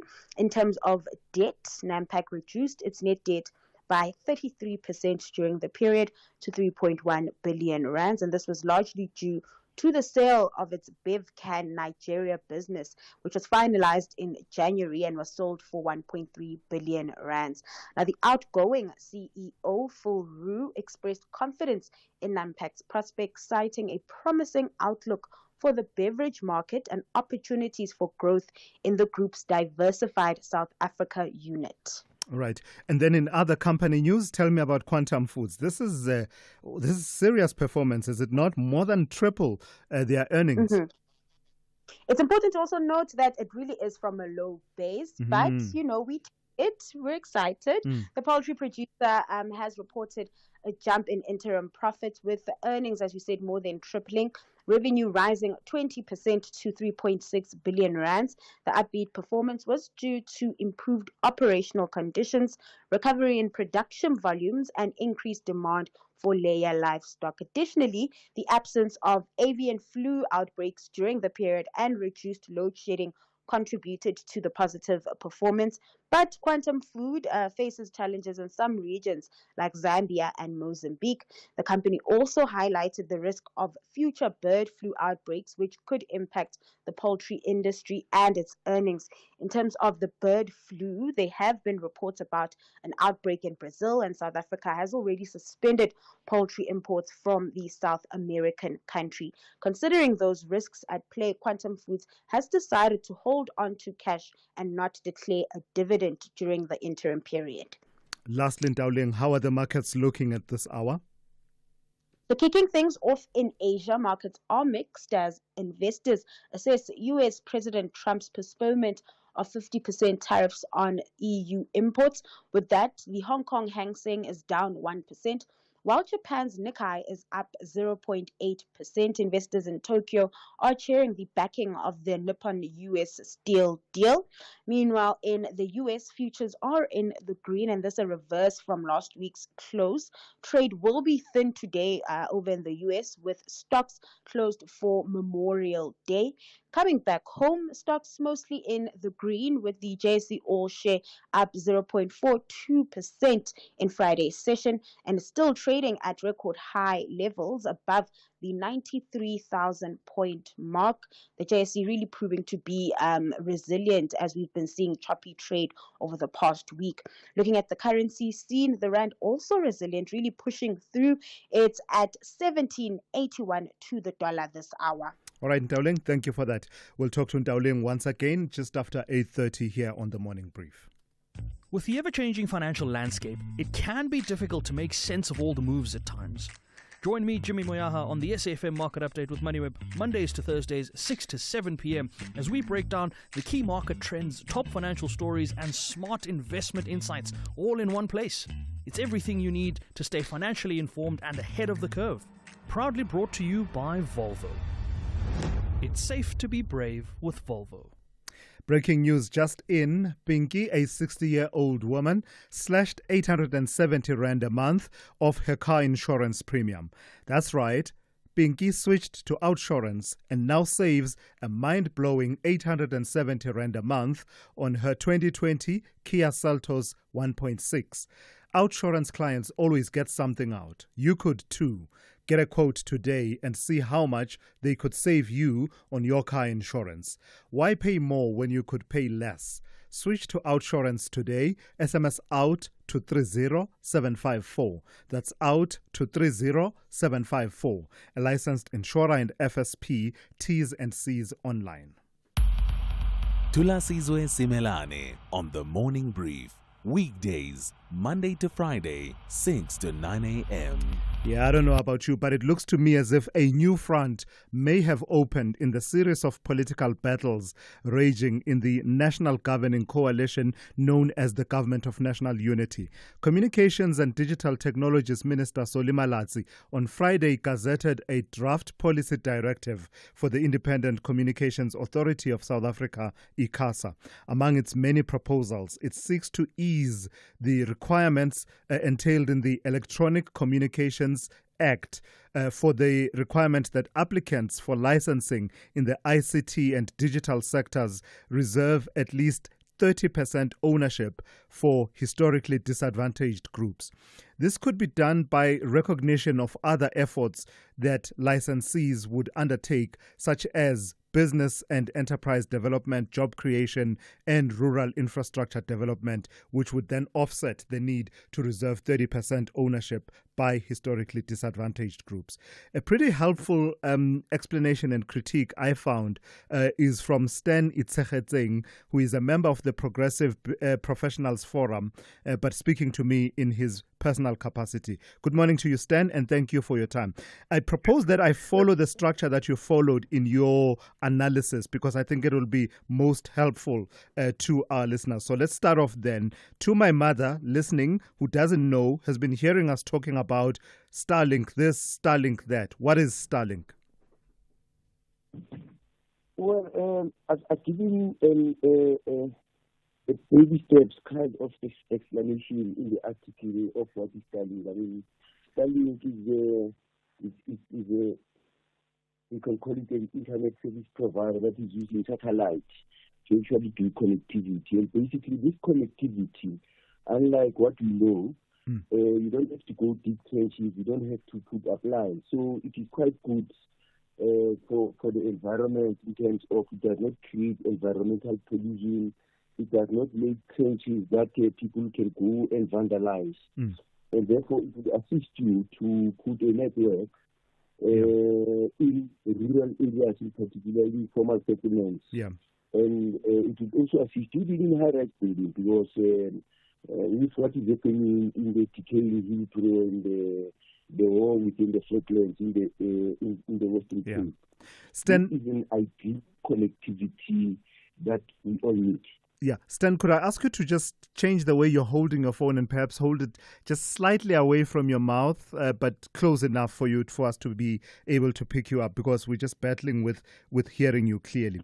Let's talk about what the minister is proposing. It's what is known as equity equivalent programs. You make the point in your analysis that it's not a new tool, it's not a loophole. Tell me about that aspect. You're saying that this has always existed.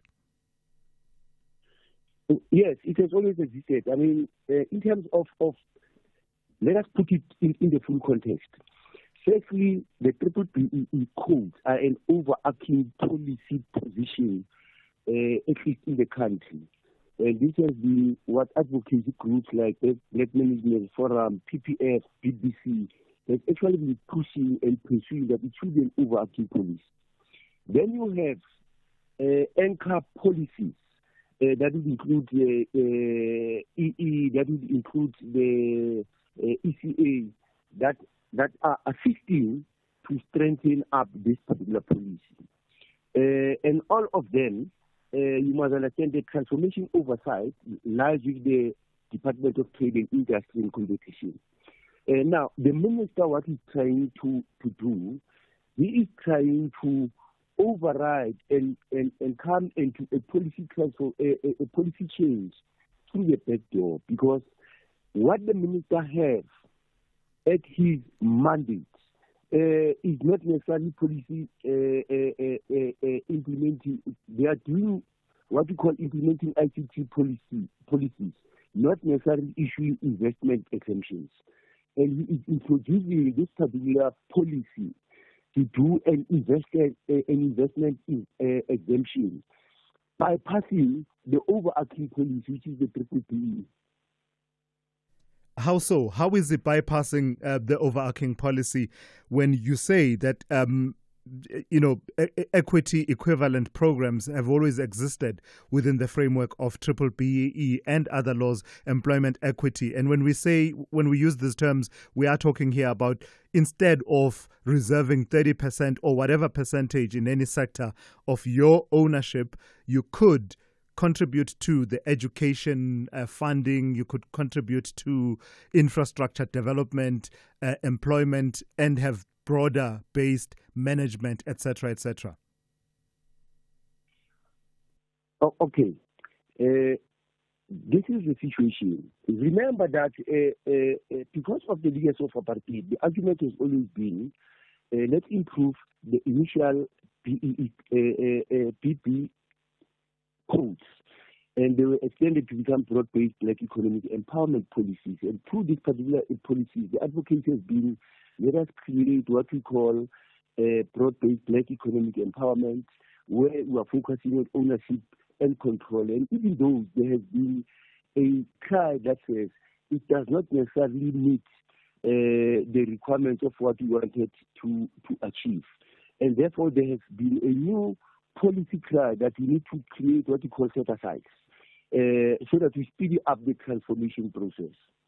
Now, this issue of the 30% is that when you go into technical spaces of ICT, where you realize that mostly companies from outside South Africa, Africa are busy, and they put a patent onto the screen.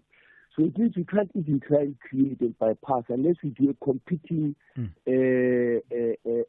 patent against what they are doing. All right. It makes it difficult when they want to come here, even if they want to assist us. What is important is blacks cannot continuously be left out of the bigger picture. We want to integrate them into this particular business that are coming. Because it's not only about connectivity here. Yeah. It is about connectivity, it's also about ownership, it's also about control, it's also about imparting of knowledge, it's also about employing blacks into this mainstream. Because you still have a situation where whites are largely big in the management. Lastly, Stan, just conclude for me by making the point about, you say in your analysis that the catch is licensing is not equal to ownership compliance. Specifically, talk to that point about this section that I suspect will be subject of much interpretation, and by the end of it all of us will be lawyers, really, in this country. This section of the Electronic Communications Act, Section 9, subsection 2, and paragraph B. The way I read it, and just neutrally reading it, it seems to me that there's going to be serious arguments whether that section provides for 30% not negotiable, or 30% with the option that you could do, because it uses the word or, and it says such other conditions or higher percentage as may be prescribed under section whatever of the ICASA Act. I suspect that that provision for alternative is going to be at the heart of the debate. You address that in your analysis. Yeah, the all talks to 30% or more. I mean, it does not say 30% or less, because otherwise then you are in transgression of that overarching policy that talks to empowerment. Because you can't reverse the gains of this transformation policy that is included in our constitution. You need to increase, not reduce. So they all talks to the increment, not to the reduction. The minister here is advocating a reduction of the empowerment of ownership and control, including employment, by the way. And to me, that is a serious travesty of justice. I mean, and reverses the entire base of democratic South Africa and cannot be allowed to fester and open. In fact, I've spoken to PPF, I've spoken to Lutuli, that spoken to me as well yesterday, Sunday morning, and I said, I explained my position, which in my mind, I mean, both my organization, PPF, the secretary called me and written to me and said they support the issue. In fact, all right. It has always been a policy position of the PPF. Stan, hold on a second. Let me take one of my listeners, Chiridzi, who joins us from Midrand. Good morning to you, Chiridzi. Short and sharp for me, if you don't mind. Make your point, please. Yes, I just wanted for the guest to clarify this. Ne? Which one is better? When you say when a foreign investor comes into South Africa, let him have a person, a black person or persons owning 30% of shares in that foreign company, or that foreign investor comes with the solution that they are bringing into the country, which the guest is saying, yes, it is good, it has benefit for ordinary people out there. And in addition, instead of having black people having 30% ownership in that foreign company, this foreign investor will directly fund other businesses like SMMEs and because when we talk about equity equivalent, we are saying directly taking the benefits to the rightful people who are the ordinary people out there, in addition to the benefits. All right. Which one is better? Crystal clear. Thanks, Chiridzi. Stan, the question was clear. Okay, let me put it. I live in Diepkloof, in Soweto. There's a guy here who owns a satellite internet connectivity at a small scale, and there is a lot of those if you go into rural areas. When Starlink comes here, their business are dead and out. Now, what DTI needs to do in this particular context is to identify these smaller companies that are already operating in the country, because they have a database of all those things that you apply to use our ways within our country, so they know them. And all you are saying is that there are people in this state that when you come, their businesses are going to die. Their businesses are going to be throttled. Integrate this basket of people that are operating in the space already at a very slow scale, at a very small scale, so that they become big players in the space. So you can't use what you call, it's a reversal of colonialism. All right. The fact that there has been colonialism and there has been development in this particular country, as an example, has not assisted us to go out of poverty. We are in poverty simply because we have been strategically marginalized by the apartheid system. All right, Stan. I've got to thank you. Just who are of wood. Yeah. All right. Thank you for that. That's Stan Itsegetseng there. He's a member of the Progressive Professionals Forum. And as I said, he was talking to me in his personal capacity. Look out for his analysis of it. Whether you agree or disagree, of course, it's been shared widely on social media. Among the people who shared it was the chairperson of the Communications and Digital Technologies Portfolio Committee, that is Kusela Diko. SAFM, guiding you through the rush hour traffic. It's been a busy one on the highways around Gauteng, largely because of a crash change this morning. One going into the Durbanport Plaza. This is the N4, the Rustenburg Highway, coming through to Durbanport Plaza. Quite a heavy queue. That's holding up motorists trying to get through the N4 east onto the N1 highway. Also, a crash from earlier this morning, N1 south at Buerta Avenue. Traffic coming out of Pretoria, quite heavy into that one. And a collision, another one this time of morning on the N14 at Brakfontein interchange. If you're driving to Pretoria on that Krugersdorp highway from the R55, Pretoria West still very slow. Also, crash scene at Shakespeare Road, Barbecue Downs area, R55 leaving Kyalami to Woodmead being held up there. Roadworks on the R21 before the Benoni exit. It is heavy as you leave the airport and route up towards Tembisa and Pretoria. And the N1 going north from Beyers Nordia round to Rivonia. In fact, up to Beclue is pretty solid all the way through. Also, the N1, one of our top stories this morning from the Potchefstroom highway up through Diepkloof interchange. Very heavy on your way through to Uncle Charlie's. No real change between Warden and Harrismith. Lengthy queues of traffic this morning on the N3. It's a crash about halfway between those two towns. Durban's N2 north, a collision before Mgeni Road. That traffic heavy from the cement factory side this morning. Make sure you got plenty of time to get through that if you've got flight connections. You're going north. Cape Town M5, a little bit unusual, queuing up through Rondebosch all the way up to the Kuberg interchange at this stage, and the R300 jam-packed from Delft with problems getting up and off at Van Riebeek Road. Also, if you came in from Durbanville, that Tygerberg Road, that back road down through to Richwood, quite a big queue, an unusual one this morning down towards Contimanskloof Junction. Rob Byrne, SAFM Traffic. Whether it is a CCMA referral, problems with a mechanic, or unfair blacklisting, Clientele legal plans are affordable. and you receive up to 670,000 rands worth of legal services per year. We cover civil, criminal, and labor-related matters. Our legal team will be your support 24 hours a day. SMS SAFM to 32195. That's SAFM to 32195. Clientele General is an authorized FSP and a licensed non-life insurer. T's and C's online. Standard rates apply. This week on BBC Primetime, watching TV could make you a winner. It's the BBC Primetime Watch and Win competition. Just tune into your BBC Primetime shows, answer a few simple questions on S3's TikTok account, and you could walk away with awesome prizes. From thrilling dramas to jaw-dropping reality shows, the more you watch, the more chances you have to win.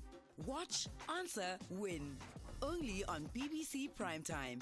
Airs weeknights 9 to 11 p.m. on S3.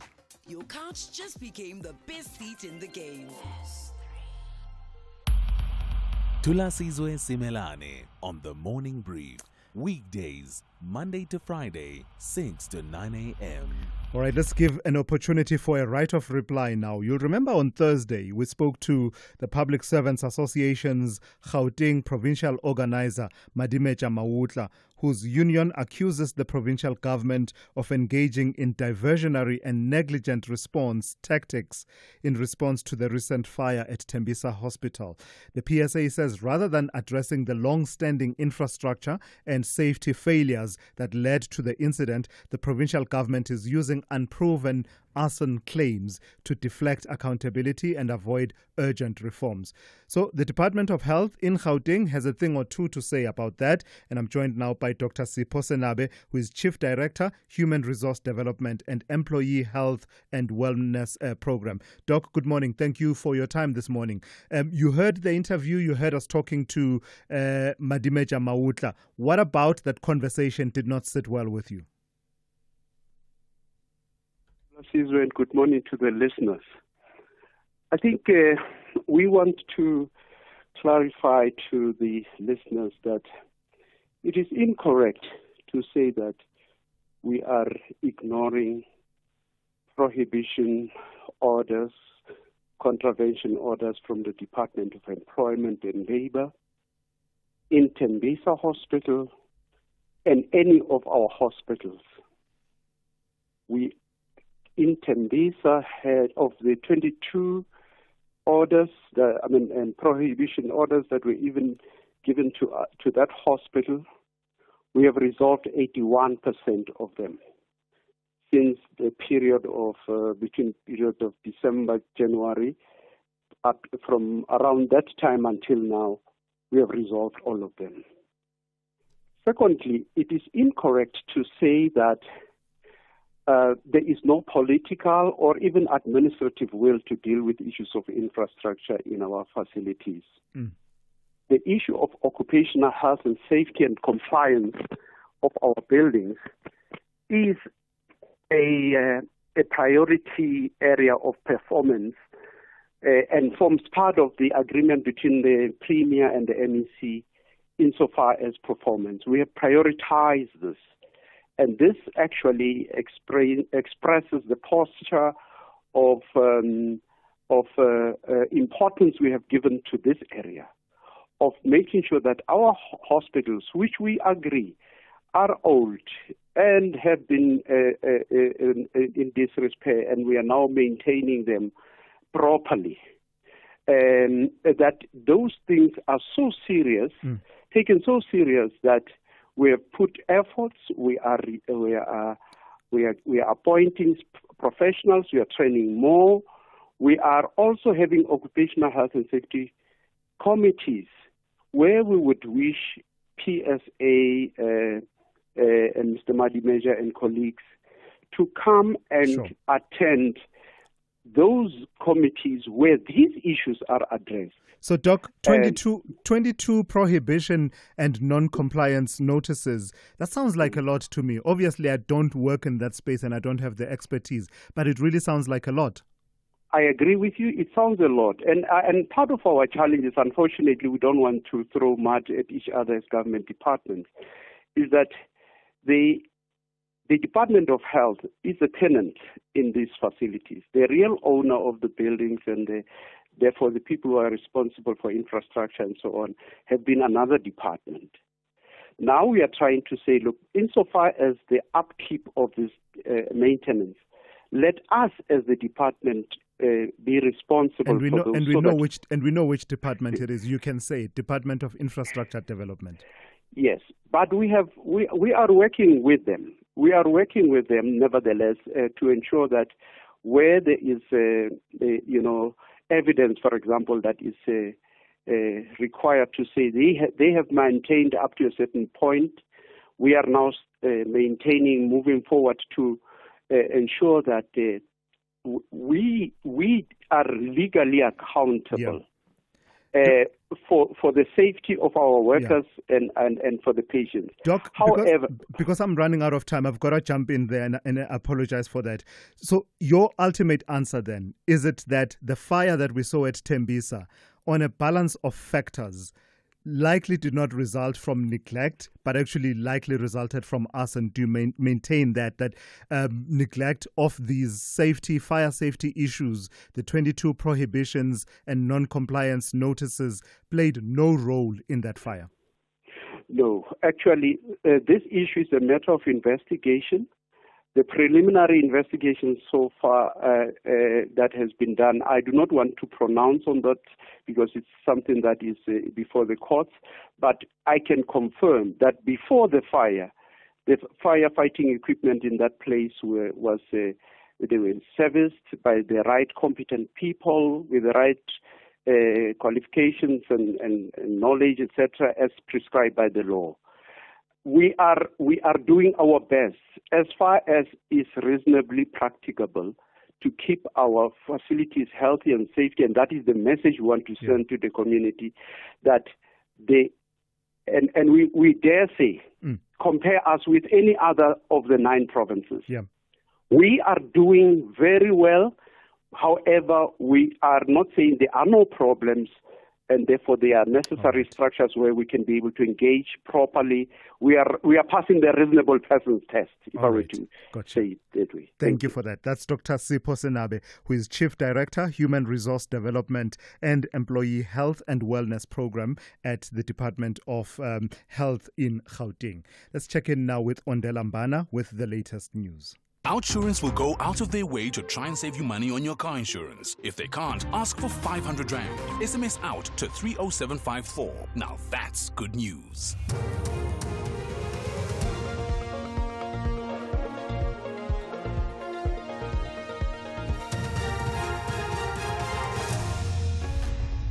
Thank you, Tula's top stories. 6 dying in a fire in Marikana informal settlement, and Malema criticizes Trump's call for his arrest. For SAFM News, I'm Ondela Mbana, and a very good morning.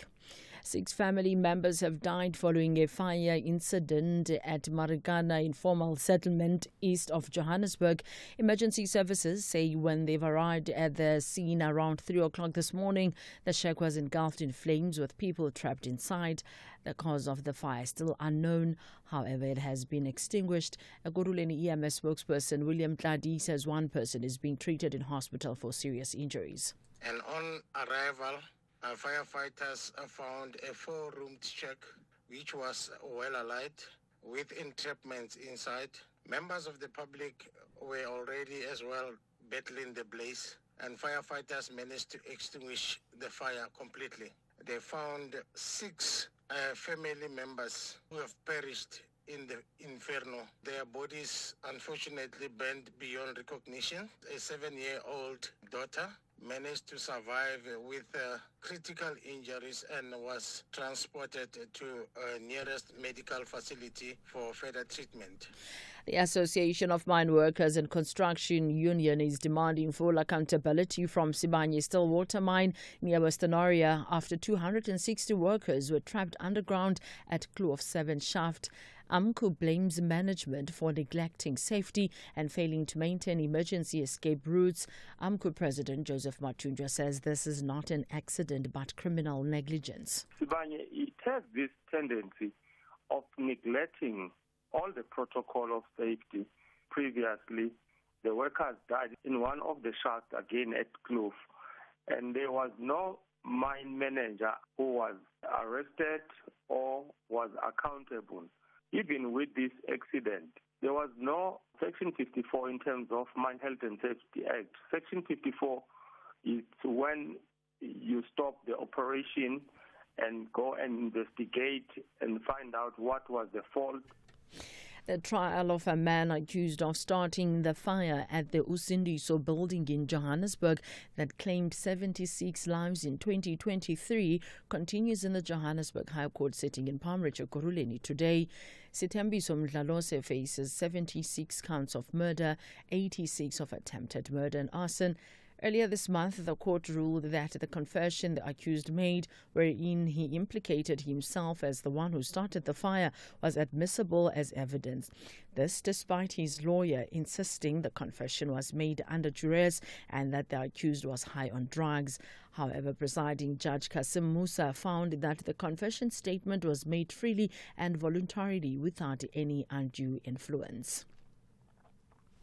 EFF leader Thulasizwe Simelane has continued to sing "Kill the Boer, Kill the Farmer" chant.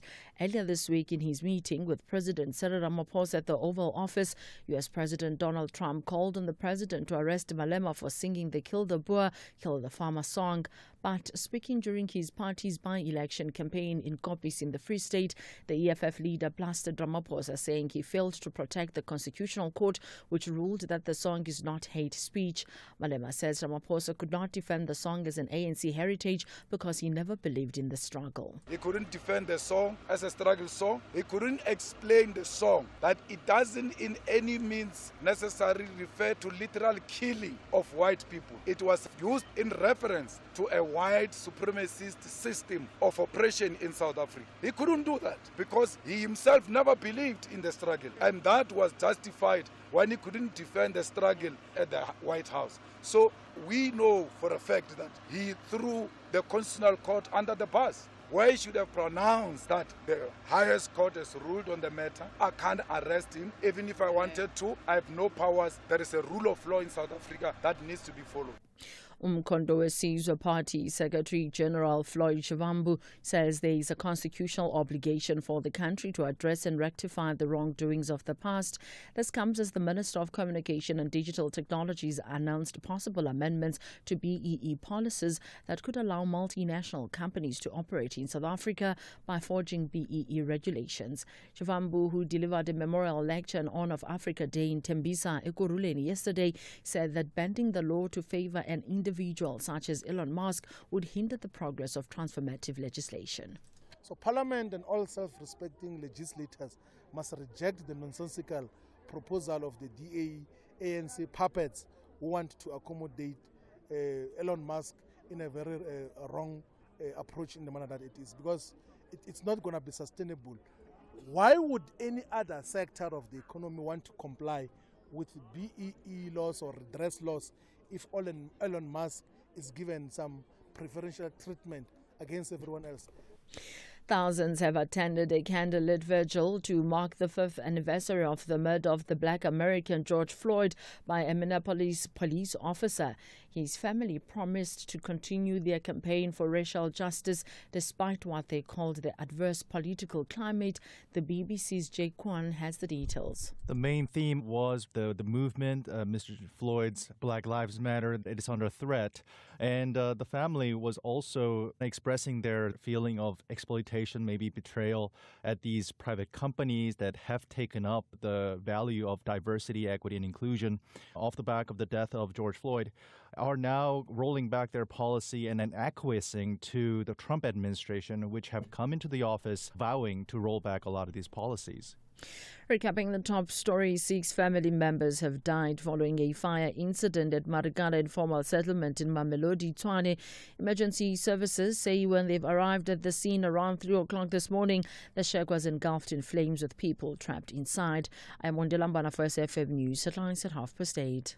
Those were the top stories for this hour. Don't miss out on a possible car insurance saving. SMS out to 30754 for a quote. Outsurance, where you always get something out. With all the recent headlines, it's time for some good news. A 25-year-old man, Tyler, is smiling all the way to the bank. He's switched to OUTsurance and now saves a whopping 718 Rand a month on the insurance for his 2021 Ford Figo 1.5. OUTsurance clients always get something out. You could too. Get a quote today and see how much they could save you on your car insurance. Make today the day you switch and save with OUTsurance. SMS OUT to 30754. That's OUT to 30754. A licensed insurer and FSP. T's and C's online. A very good morning to you in your SFM Sports Headlines. Soccer, the interim Supersport coach Andre Arendse is rallying his team for do or die 45 minutes as their survival hangs on the Golden Arrows replay. And Akani Simbine heads back to training after his third Diamond League victory. Details just before 8:30.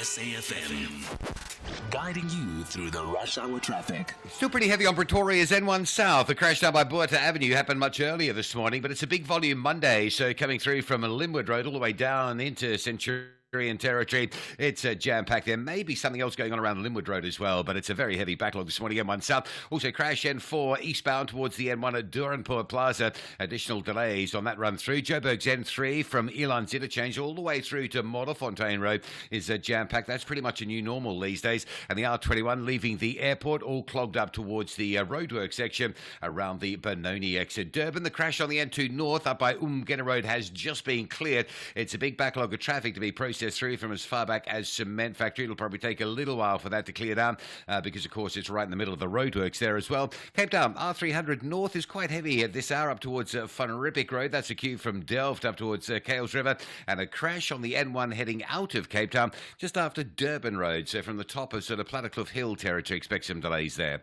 Rob Byrne, SAFM Traffic.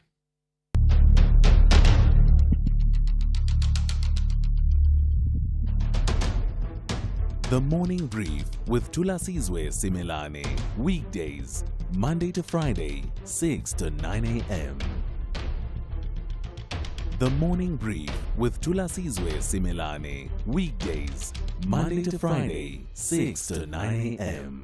Hey, good morning, folks. We are into the third hour of the morning brief here on SAFM on this Monday. It's great to be in your company. Let me just quickly recap some of the ground we've covered in case you're just joining us. The big conversation of the morning is those policy directives, draft policy directives that have been issued out by the Minister of Communications and Digital Technologies, Solly Malatsi, in which he is seeking to, provide for some exemptions for investors in that space, in the ICT sector, to, have the alternative of saying, rather than comply with the 30% ownership by historically disadvantaged groups, which is entailed in the Electronic Communication Act, they could have equity equivalents in which they engage that actually amount to a contribution to empowerment.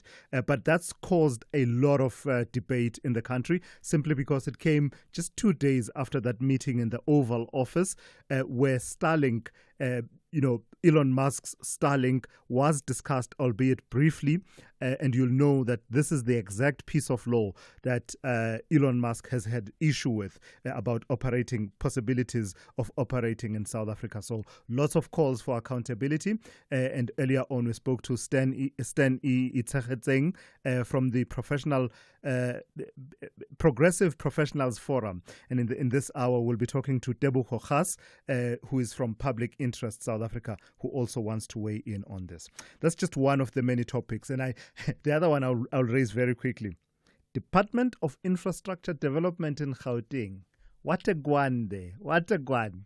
What a guan. Minister MEC Jacob Mamabolo, Head of Department Masabata Mutlaneng, because twice this morning, we've heard of problems being attributed to that department, that project that's delayed in Sebokeng, the driver licensing and testing center, and then later on about Tembisa Hospital. You can tell that they're trying to be collegial and say, no, we don't want to blame the other department, but starting to see a pattern here. Hopefully they can talk to us in the coming days.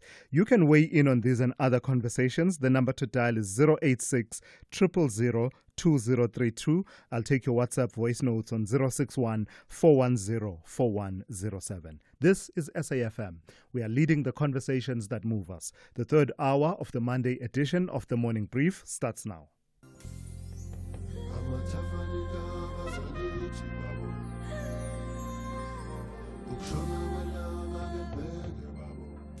This May, SAFM celebrates Africa Month with you.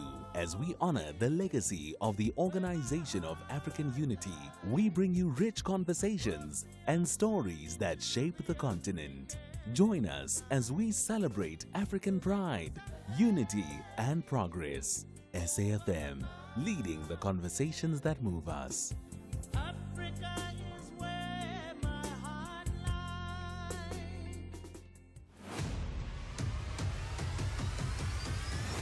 Thulasizwe Simelane is streaming live now on Facebook, YouTube, and X at SAFM Radio. All right, let me take one or two voice notes, and I'll try and be very rapid and fast with it because I want to hear from as many of you as possible. Hello, Thulasizwe. I'm from the Free State. You know what? For the Afrikaners to go to the USA, they want to do like as the Islamic is going to do, which is fine. They're going to ask for Afrikaners state. The Afrikaner people don't want to live with us. That is the main idea. The only thing that is behind it, they don't have the black people. They want their own state in Africa, and it's going to be called Afrikaner state. So for these people to come and say they want the Islamic state, well, it's fine. Let them do it. The West has happened. Yeah, no, I don't think that's the proposal, that they want a separate state within South Africa. And thank you for that, by the way. That party that they're seeking to register, I don't think that's the proposal that they are making at all. But we will hear more when we do engage with that Durban businessman who is at the forefront of seeking to register that political party. But that's not how I understand them. They're saying that they want to infuse Sharia law within South Africa. And by Sharia law, they mean the law as provided for in Islam, not what you hear from, the international debates and what's often said about the interpretations of Sharia law. But let me park it there for now and say that when we invite that person, that Durban businessman, you will hear a bit more about what their true political intentions are all about. Morning, sir. The Constitutional Court is made out of people, and where there's people, there's mistakes. And I think they made a big mistake on the judgment on kill the Boer, kill the farmer. By just saying that, even though it represents a oppressed regime, those words in the New South Africa don't belong in the New South Africa, Vince Cape Town. Yeah, Vince, thank you for that. And I think that debate will never be settled, really. It's settled in the sense that you can't litigate it any further. But it's not settled in the sense of many people will continue to hold the sentiment that you hold. The only thing I can add to that, though, Vince, is that by the time it gets to the 11 justices, depending on how many justices hear a case, it has gone through the High Court, and I'm not sure if it went through a full bench. So let's say the full bench would be like 2 or 3 judges in the High Court. Then it goes to the Supreme Court of Appeal, where it will be 5 judges. And then later on, it's 11 judges in the Constitutional Court. I think as a point of law, it is by that time settled. But as a point of debate in society, I agree with you. It probably will never be settled, albeit having been settled as a point of law. Let me go to the calls. Glenn in Bedfordview, good morning to you. Brother, I hope you're good. Very good. I'm going to be super quick as always. I'm going to make just 2 points. Sure. Firstly, the PE laws in the country, I don't think they've assisted the country in any way, Thulas, because these laws have benefited only the cronies close to the ANC ruling party. And if you look at every other black person, look at our townships, people are very poor. You have this 30% that must be given to people who have not done nothing.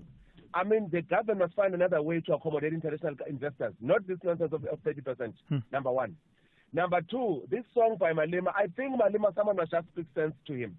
Yes, the song was accepted by the Constitutional Court, that is not hate speech, But I don't think if a white person can sit down and write a song that kills black people, we'll keep quiet about it. Malema must just grow up and understand that whatever he's saying is very divisive. We don't need such songs. There's a struggle song, but it's no longer relevant. Thank you, Thulas. All right, thank you for that, Glenn. That's Glenn in Bedford View. Let me go straight to Loyiso in KZN, also on Triple BAE. Good morning, straight and sharp and to the point, please. Okay, I understand Starlink as a way of outsourcing our South African telecom sector sovereignty and our national security. Firstly, because the jurisdiction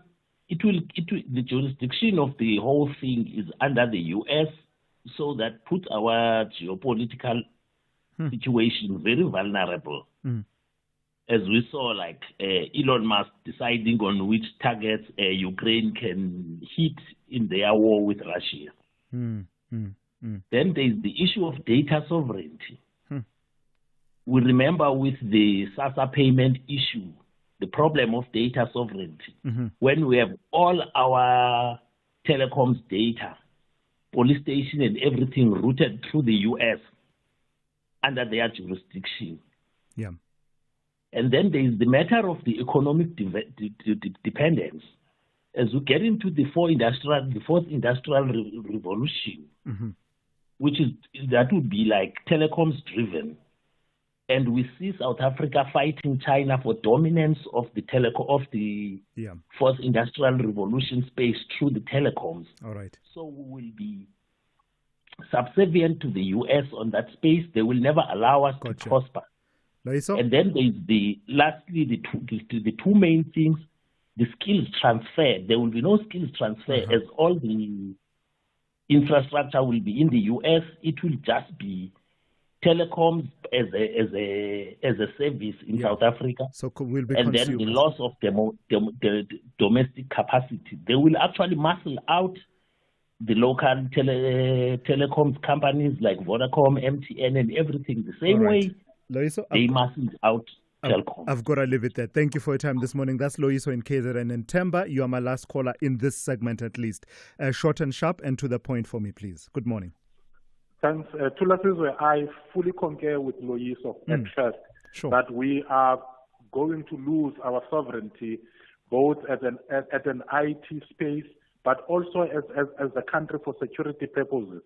But Thulasizwe, let's go to this. You see these companies that would want, and Malaxis of this world, that would want to choose another option of investment in the economy.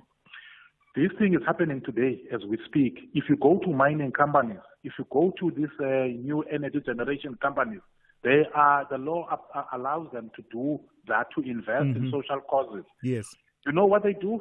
They create their own pondokis. They create their own NGOs. They put that money back into their own back pockets through their own Smoranyana companies. Wow. So this thing is a fallacy that there will be investment in the economy out there for the benefit of the poor child or black people. It's not happening today. All right, Temba, thank you for that. That's an interesting take. Lots of interesting takes. And as I always say, this is the part I truly enjoy because, just your own, Kathy Mutlahlana, my colleague, talked about your wisdom as the people who listen to this station. You just never know which direction the conversation will go. And I'm being enlightened and challenged in many ways. So we will talk a bit more a bit later on. But for now, let's take a quick break. In a moment, I'll be in conversation with Tebogo Khas of Public Interest South Africa. Whether it is a CCMA referral, problems with a mechanic, or unfair blacklisting, clientele legal plans are affordable, and you receive up to 670,000 rands worth of legal services per year. We cover civil, criminal, and labor-related matters. Our legal team will be your support 24 hours a day. SMS SAFM to 32195. That's SAFM to 32195. Clientele General is an authorized FSP and a licensed non-life insurer. T's and C's online. Standard rates apply. Your nights just got a turbo boost. Buckle up because at 10 p.m. it's all thrill, mystery and pure entertainment. Mondays to Wednesdays, we are back on the track with Top Gear Season 14, where speed meets insanity and the world's wildest cars get pushed to their limits. On Thursdays, we uncover the truth in Imposter, Back from the Dead. Season 1 kicks off with chilling twists in a tale of deception, survival, and secrets long buried. Fridays, we take a deep dive into the unknown with Secrets of the Bermuda, exploring the myths, the disappearances, and the terrifying truth behind the world's most infamous triangle. 3 explosive shows, 1 unforgettable hour. It all starts at 10 p.m. only on S3. Don't miss it! Big stories of the day. Hashtag the morning brief. All right, let's bring in the voice of Public Interest South Africa into that debate around the policy directives that have been issued out, the draft policy directives issued out by the Minister of Communications and Digital Technologies, Soli Malatsi. From Public Interest South Africa, I'm joined now by its chairperson, Tebogo Khas. Tebogo, good morning and thank you for your time. I think we've covered a lot of ground by explaining what is entailed, what the draft says and what the proposals are. What about them doesn't sit well with you? Well, there are concerns that we've raised, chief among them being legal and procedural concerns around this proposed exemption. For instance, we believe firmly that there may be overreach on the part of the Minister of Communication, and we know that the issue of equity equivalence rests within the Department of Trade and Industry. And obviously, whatever proposals he may have, they will still have to be approved or sanctioned by the Department of Trade and Industry. Having said that, it appears that there's no alignment between the two departments, and what it also raises the issue of the efficacy or the effectiveness of the equity equivalent programs going back for years. Starting with when we were talking about offsets during the arms deal era, yes, where we still are none the wiser as to whether have we as a society realized the outcomes or the benefits of such arrangements by those who had made investments. Make no mistake, there are valuable investments made by various tech companies in South Africa, but we need to be able to take stock and say, are we realizing what we're doing, or is just a compliance checklist, tick box type of exercise where programs are just being done and there's no real impact? Just on your argument about overreach, Tebogo, is the Minister of Communications altogether precluded from being part of the conversation about empowerment laws? And the reason I ask that is that when you look at that section of the Electronic Communications Act, Section 9, subsection 2, paragraph B, when it talks about ownership by historically disadvantaged groups, not less than 30% or such other conditions or higher percentages, doesn't that act being an act that falls within his domain and terrain, doesn't that make him a player in this conversation around empowerment?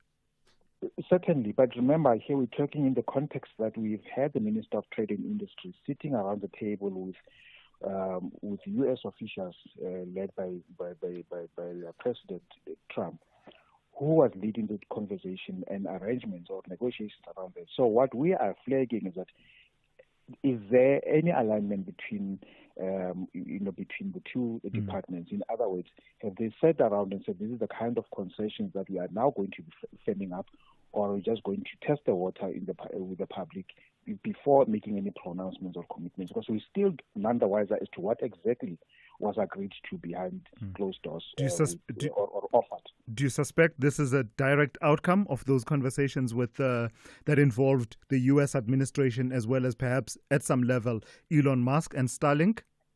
It's very hard to scat the suspicions or to dismiss the suspicions, especially given the fact that Elon Musk was uncharacteristically muted during that Oval Office engagement, which means that he was satisfied, may have likely been satisfied about what he was promised behind doors. That is a suspicion that we need to dispel, because in the public eye, it doesn't look too good insofar as what may have been offered or agreed to. And there are also talks that actually there may be efforts to claw back or to reverse some of the concessions that may have been made. We don't even know what it is. It's all speculative. Yeah. All right. I've got to thank you for your time this morning. That's Tebogo Gas, who is chairperson of Public Interest South Africa. This is SAFM Sport with Zai Khan. Good morning to you, Zai. We're hearing from Andre Arendse this morning. Tell me what he's saying about Supersport. They are embattled, are they not? Oh, my word. I think they have like 45 minutes left to literally save their season. There's even stories of them being sold, so we could have like another Bloom Celtics. But anyway, let's talk about Andre Arendse. His focus shifting to their final league fixture, a replayed match against Golden Arrows, where only the second half will be played starting at 1-1. Supersport remain in serious relegation danger following their 2-0 defeat to Richards Bay FC at the old Peter Mokaba Stadium. The loss leaves them in 15th position. Arendse stressing the importance of learning quickly from mistakes as they prepare for this do-or-die final 45 minutes. So we have got to look at this game today and get a clear understanding of what it's going to take as we go into that last opportunity that we get. And that's going to be crucial for us. All right, let's go to South Africa's under-17 team. They've been drawn into a group alongside Italy, the host Qatar and Bolivia for the FIFA Under-17 World Cup. The expanded edition of the tournament will feature 48 teams up from the traditional 24 and will take place in Qatar from the 3rd to the 27th of November. Now, South African sprint star Akani Simbine remains unbeaten in the 100 meters this year, winning his third straight Diamond League race in Rabat, Morocco in a time of 9.95 seconds. He edged out Kenya's Ferdinand Omanyala and the American Fred Curley, and Simbine will now return to his training base in Italy to prepare for the World Championships that's taking place in Tokyo. Tennis action, Jasmine Paolini survived a scare in her opening match at the French Open, but she had to settle to beat Yu Yuan 6-1, 4-6, 6-3. Yes, Paolini. Up and down are the right words, and was a tough match. The first set came so fast for me, and then my attention and intensity was a little bit going down, but I'm happy how I managed to come back, especially in the third, because it wasn't easy. That's how we wrap it up. We'll serve you more sport here on SAFM around 12:30 with John Hediker. I'm Zai Khan. On the news headlines, 6 family members have died following a fire incident at Marikana Informal Settlement in the east of Johannesburg. And emergency services say when they've arrived at the scene around 3 o'clock this morning, the shack was engulfed in flames with people trapped inside. A new state witness is expected to be called when the Senzo Meyiwa murder trial resumes in the High Court in Pretoria today. And the Association of Mine Workers and Construction Union is demanding full accountability from Sibanye Stillwater Mine near Western Area after 260 workers were trapped underground at Kloof 7 shaft. A full update follows at the top of the hour. SAFM, guiding you through the rush hour traffic.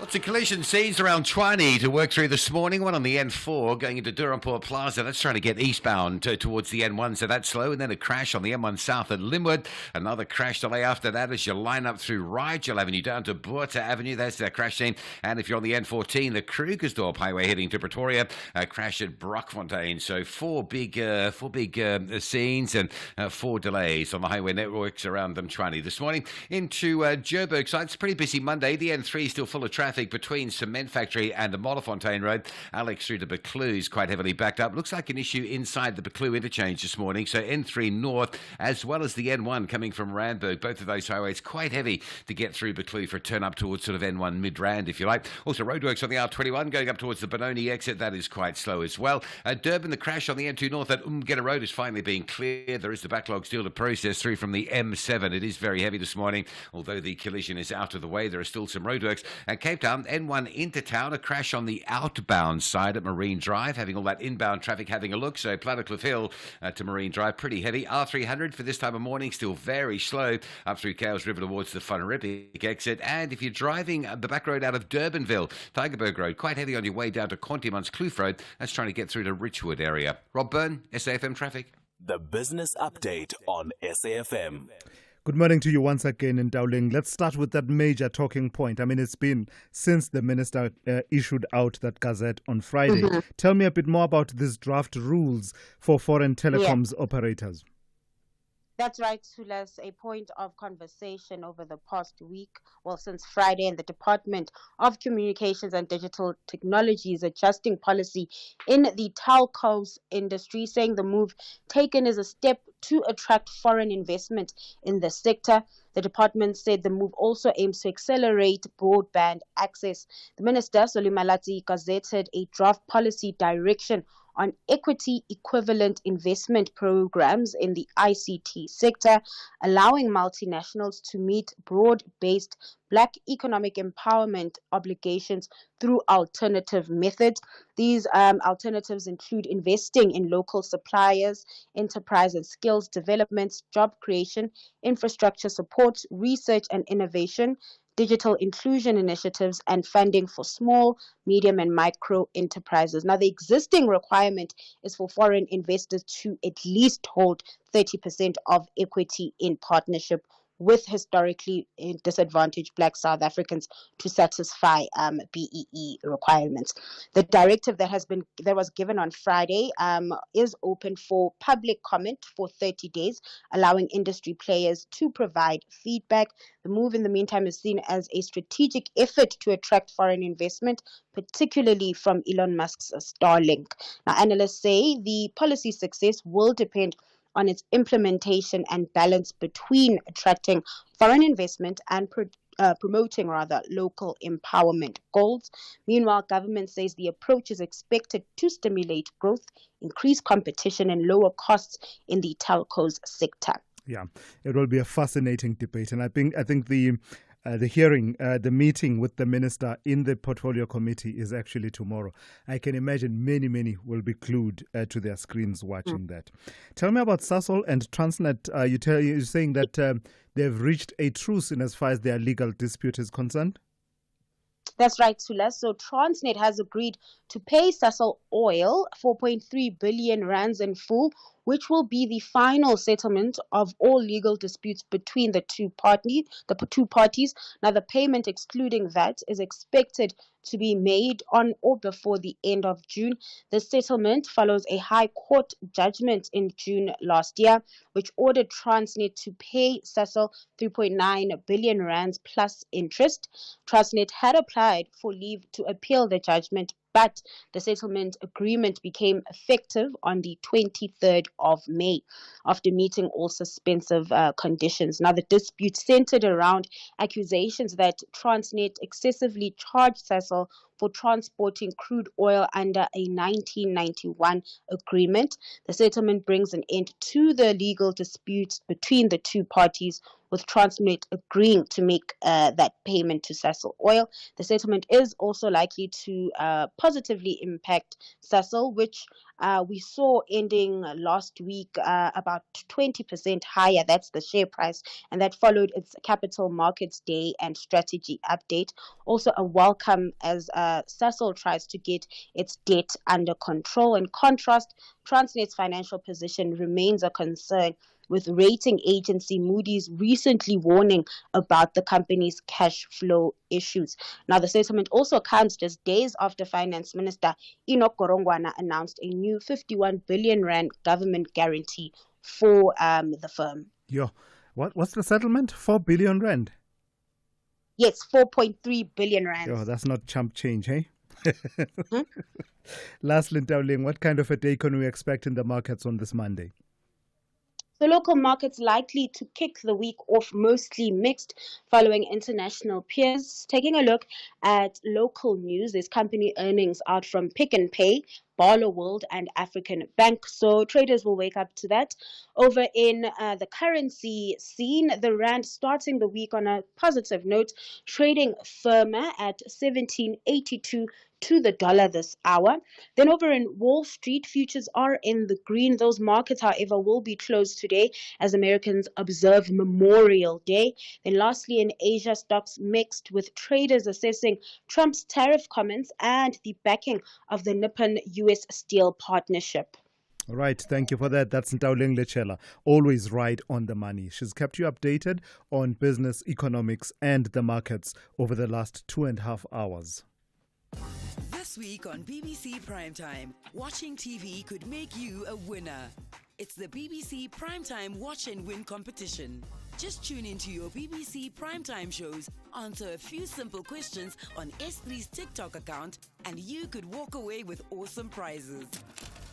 From thrilling dramas to jaw-dropping reality shows, the more you watch, the more chances you have to win. Watch, answer, win.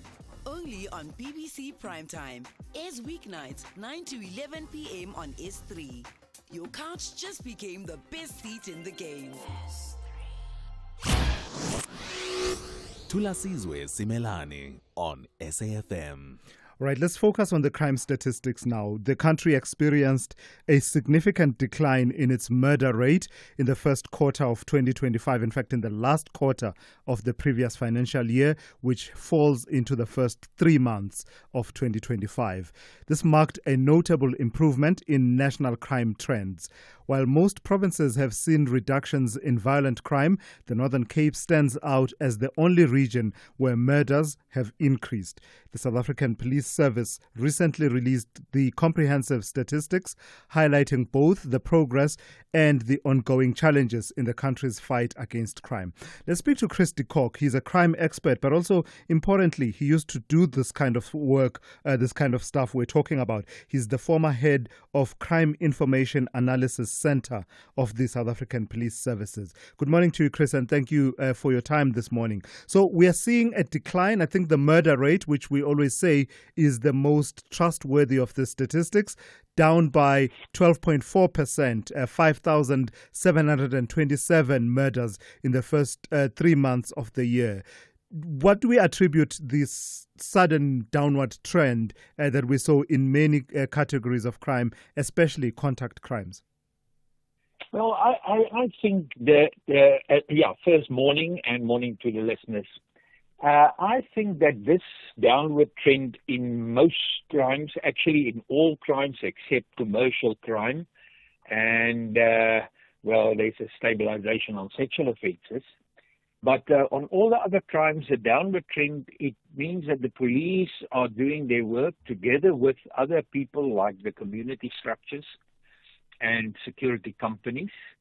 That gave us this downward trend. Not in all stations, this is a national trend in the provinces, but when one look at stations, say for example the top 30 stations or precincts for murder, you will find a few that have increased quite dramatically, like in Philippi East.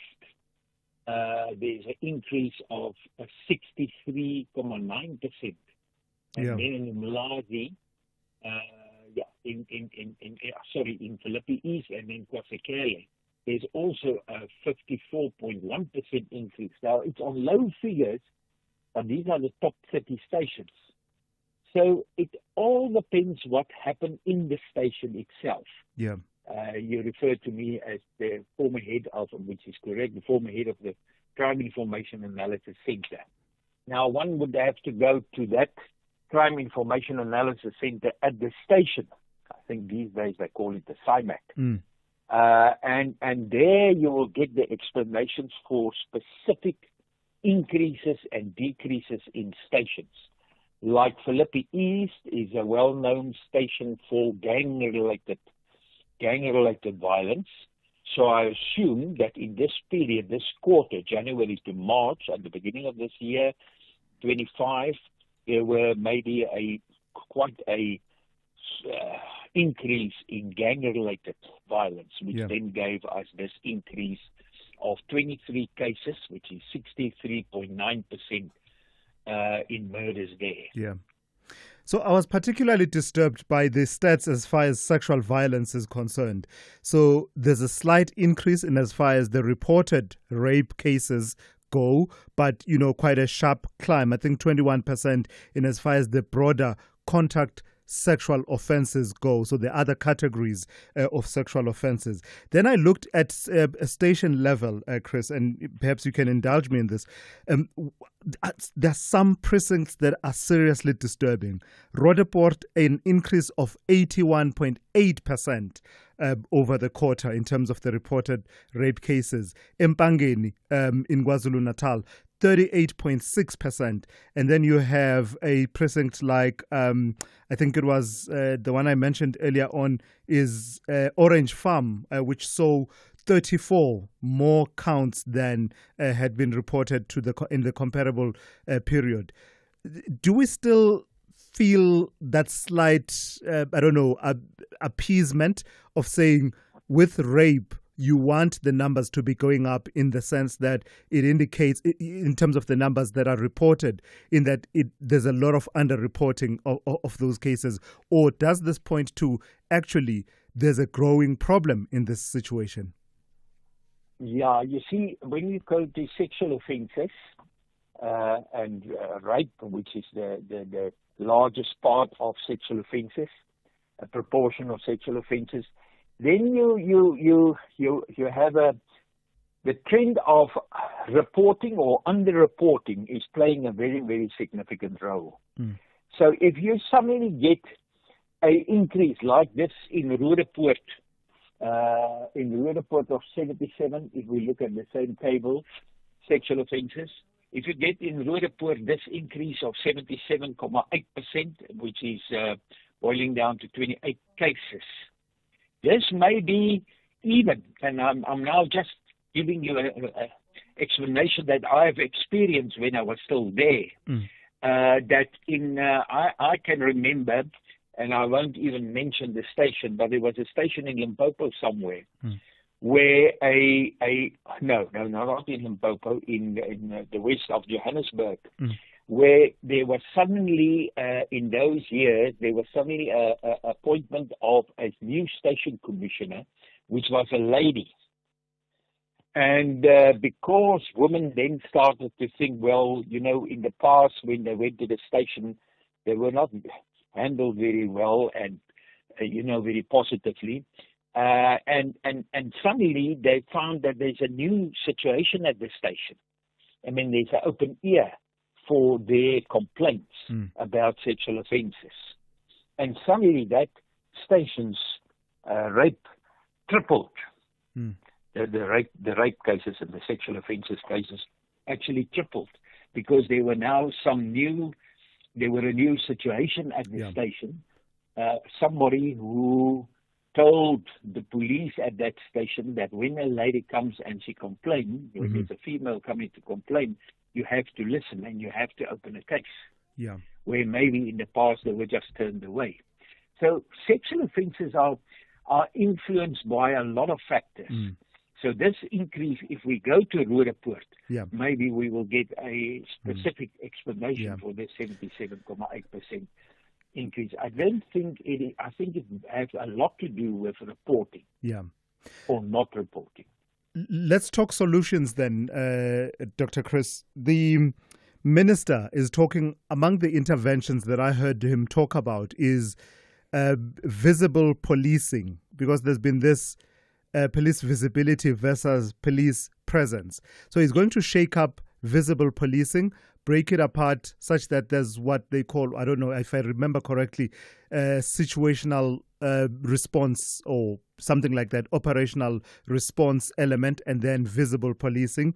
And then he's talking about a policing summit as well as the national policing policy that will be set in place, but also targeting such items as reducing gun violence. Are you hearing enough there that can really start to change this picture, such that the color coding of green across the 17 community reported crimes, as well as the other crimes dependent on police action for detection, we start seeing that color coding of green being almost a permanent feature going into the next few quarters?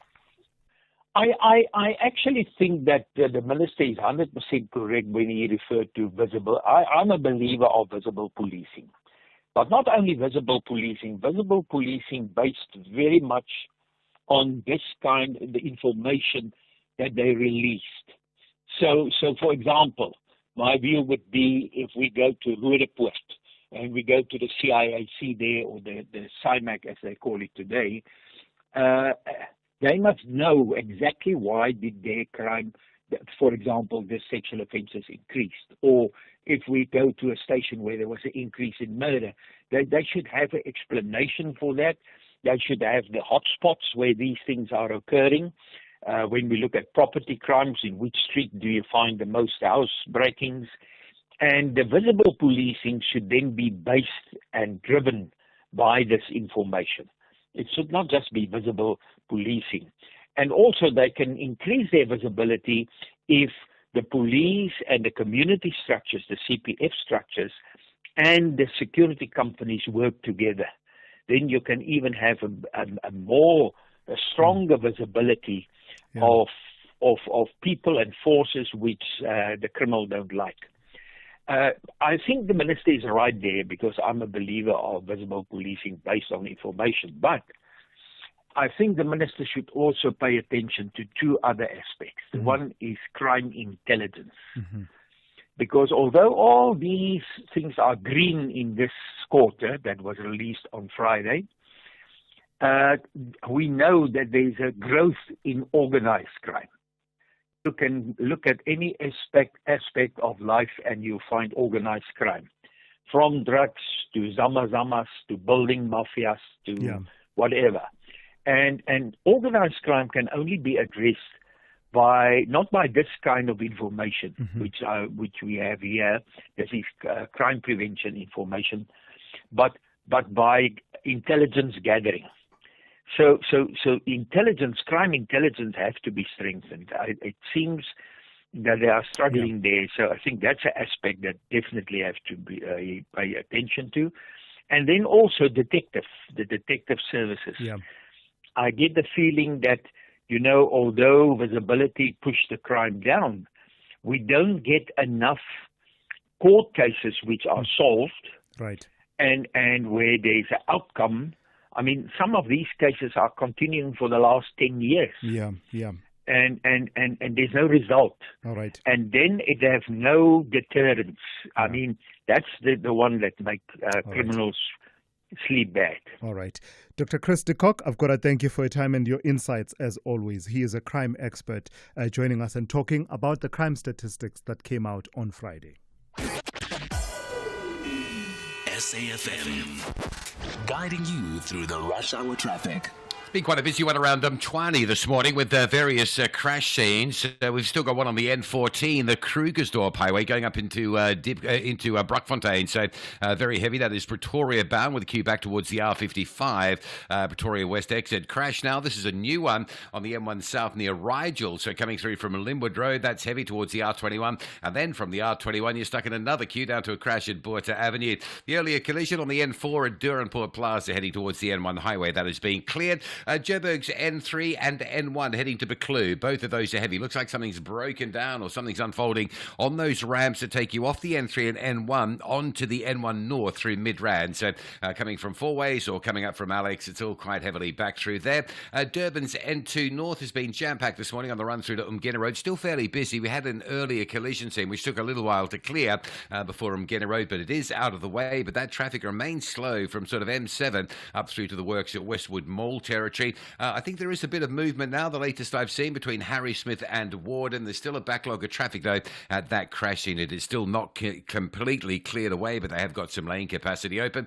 And Cape Town, a crash on the N1 out of town at Marine Drive, not really having an impact, but it is if you're driving inbound. Everybody having a look. So from Plattekloof Hill, quite slow through to Marine Drive, and then you join a queue down towards the elevated freeway. Marine Drive coming through Pardon Island, now being held up because of the heaviness on the N1 inbound. Rob Byrne, SAFM Traffic. Gordon Ramsay is back, and your favorite kitchen disasters are still somehow in business. New season, same confused chefs, terrifying walk-ins, and enough grease to fry your Wi-Fi. Watch as Gordon tries to fix the unfixable with nothing but sheer rage, British sarcasm, and an iron stomach. Kitchen Nightmares Season 8, Wednesdays at 6 p.m. on S3. Come for the food, stay for the emotional damage. Call Thulasizwe now, 086 000 2032. Let me read one or two messages that are coming through, as well as the voice notes. Someone here raises quite a valid point and says, please get your guests to avoid jargon. Also, ask simple questions like the costs of Starlink to the ordinary person, its employment potential, etc. I take that point wholeheartedly because you don't want to be leaving people behind in the conversation. I suppose in this case, of the conversations we've had this morning, it was in particular focused more on the empowerment aspects of the debate around what the minister has said, as opposed to talking Starlink directly. We may want to fashion a conversation that directly addresses what is Starlink, what will it do, what will it cost? For all of that, I do take that point. Then someone else here says, and I don't think I'll be responding to this, I'll just read it out just for the sake of putting it out there so you know this is what is being said. This person says, you are making a big issue of Malema's Kill the Boer song, yet not Steenhuisen's celebration of the mass murder of black people by hailing the murderers as heroes. You are abusing the SABC for the DA political ends. Okay. All right, let me play one or two of your voice notes. Let's hear now from someone who wants to talk about COSATU, BEE, as well as that issue I just alluded to around the song that says, kill the Boer, kill the farmer. Good morning, Thulasizwe. Can't you at least interview the COSATU president to disclose what they agreed on at the White House? Because they are all quiet. What Trump gave them, please try to get the comment from COSATU president and the issue of Starlink. Maybe she will disclose something in Tulindu words. Thank you.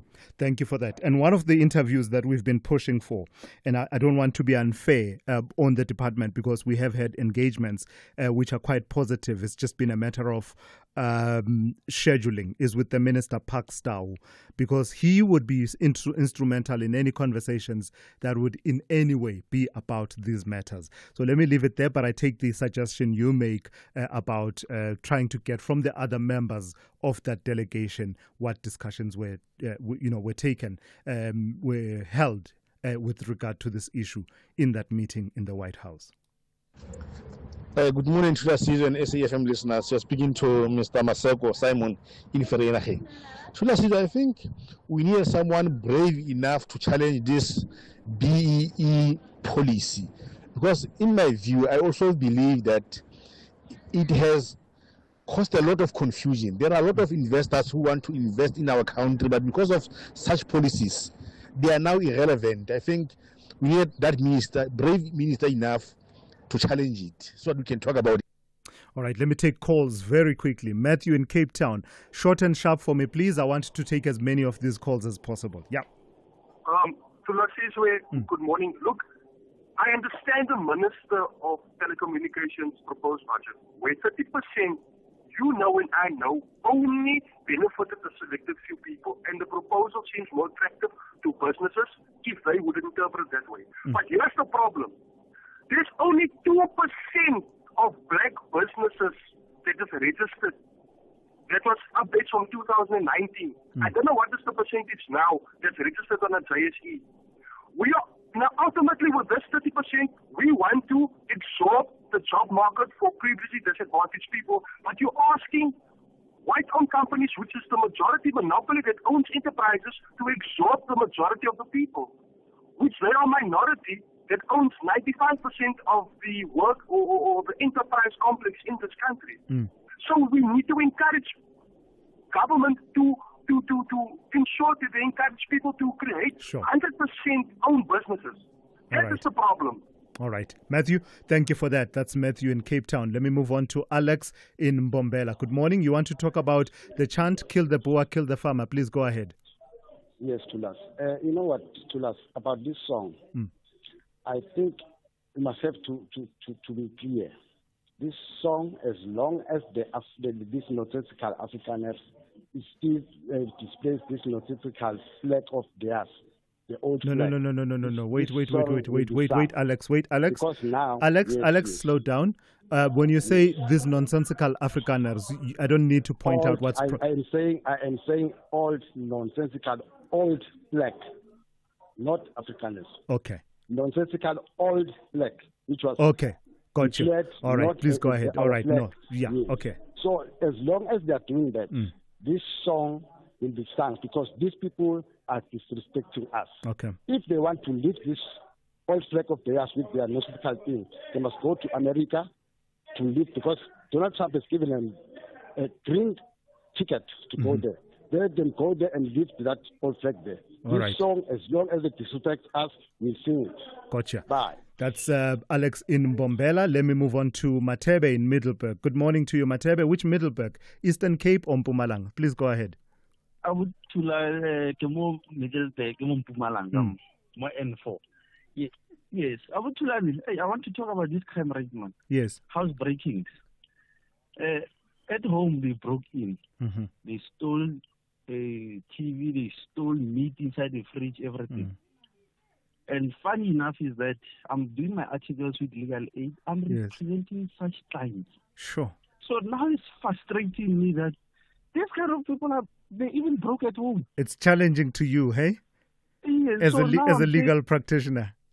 Yes, the chickens came home to roast. I don't mean to laugh. Yeah, how do you deal with that moral conundrum that says your ethical duties as a legal practitioner versus the reality? Yeah. So now it's frustrating because no one at home had anything. They made them to sleep. Sure. Wow. And they took everything inside the fridge. They took the TV. Like, we don't even know who are these people. Yeah. Sure. Yes, I'm sorry about that, Matebe. I just wanted to comment about that one. No, thank you for sharing that. It's an interesting conundrum there that you raise, and I'm sorry about your experience. That's it, really. Our full and final account to you this morning in lieu of your morning brief. More quality news, current affairs and talk programming continuing here on SAFM after the news with Ondela Mbana, and immediately after that it will be the talking point here on SAFM.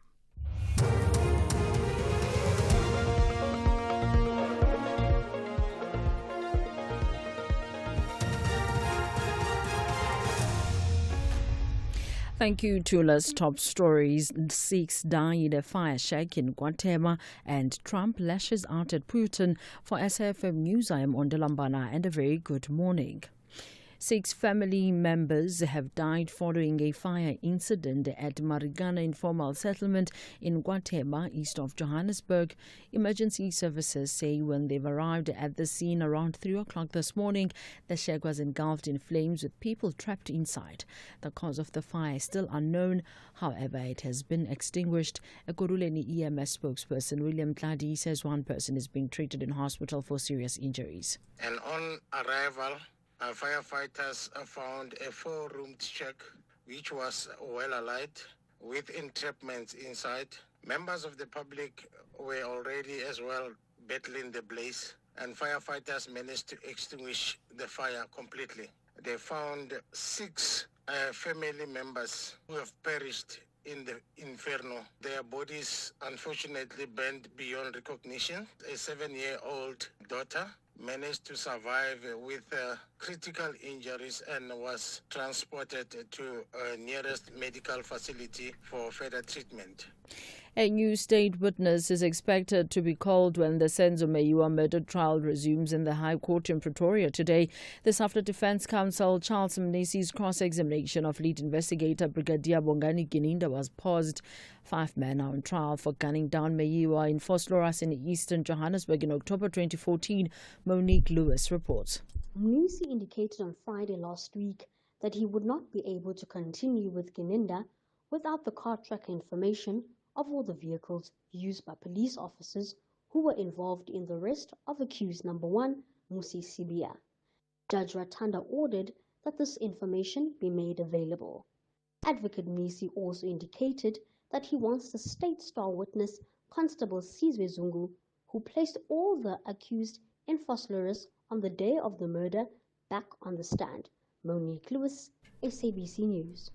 The Association of Mine Workers and Construction Union is demanding full accountability from Sibanye Stillwater Mine in Western area after 260 workers were trapped underground at Kloof 7 shaft. AMCU blames management for neglecting safety and failing to maintain emergency escape routes. AMCU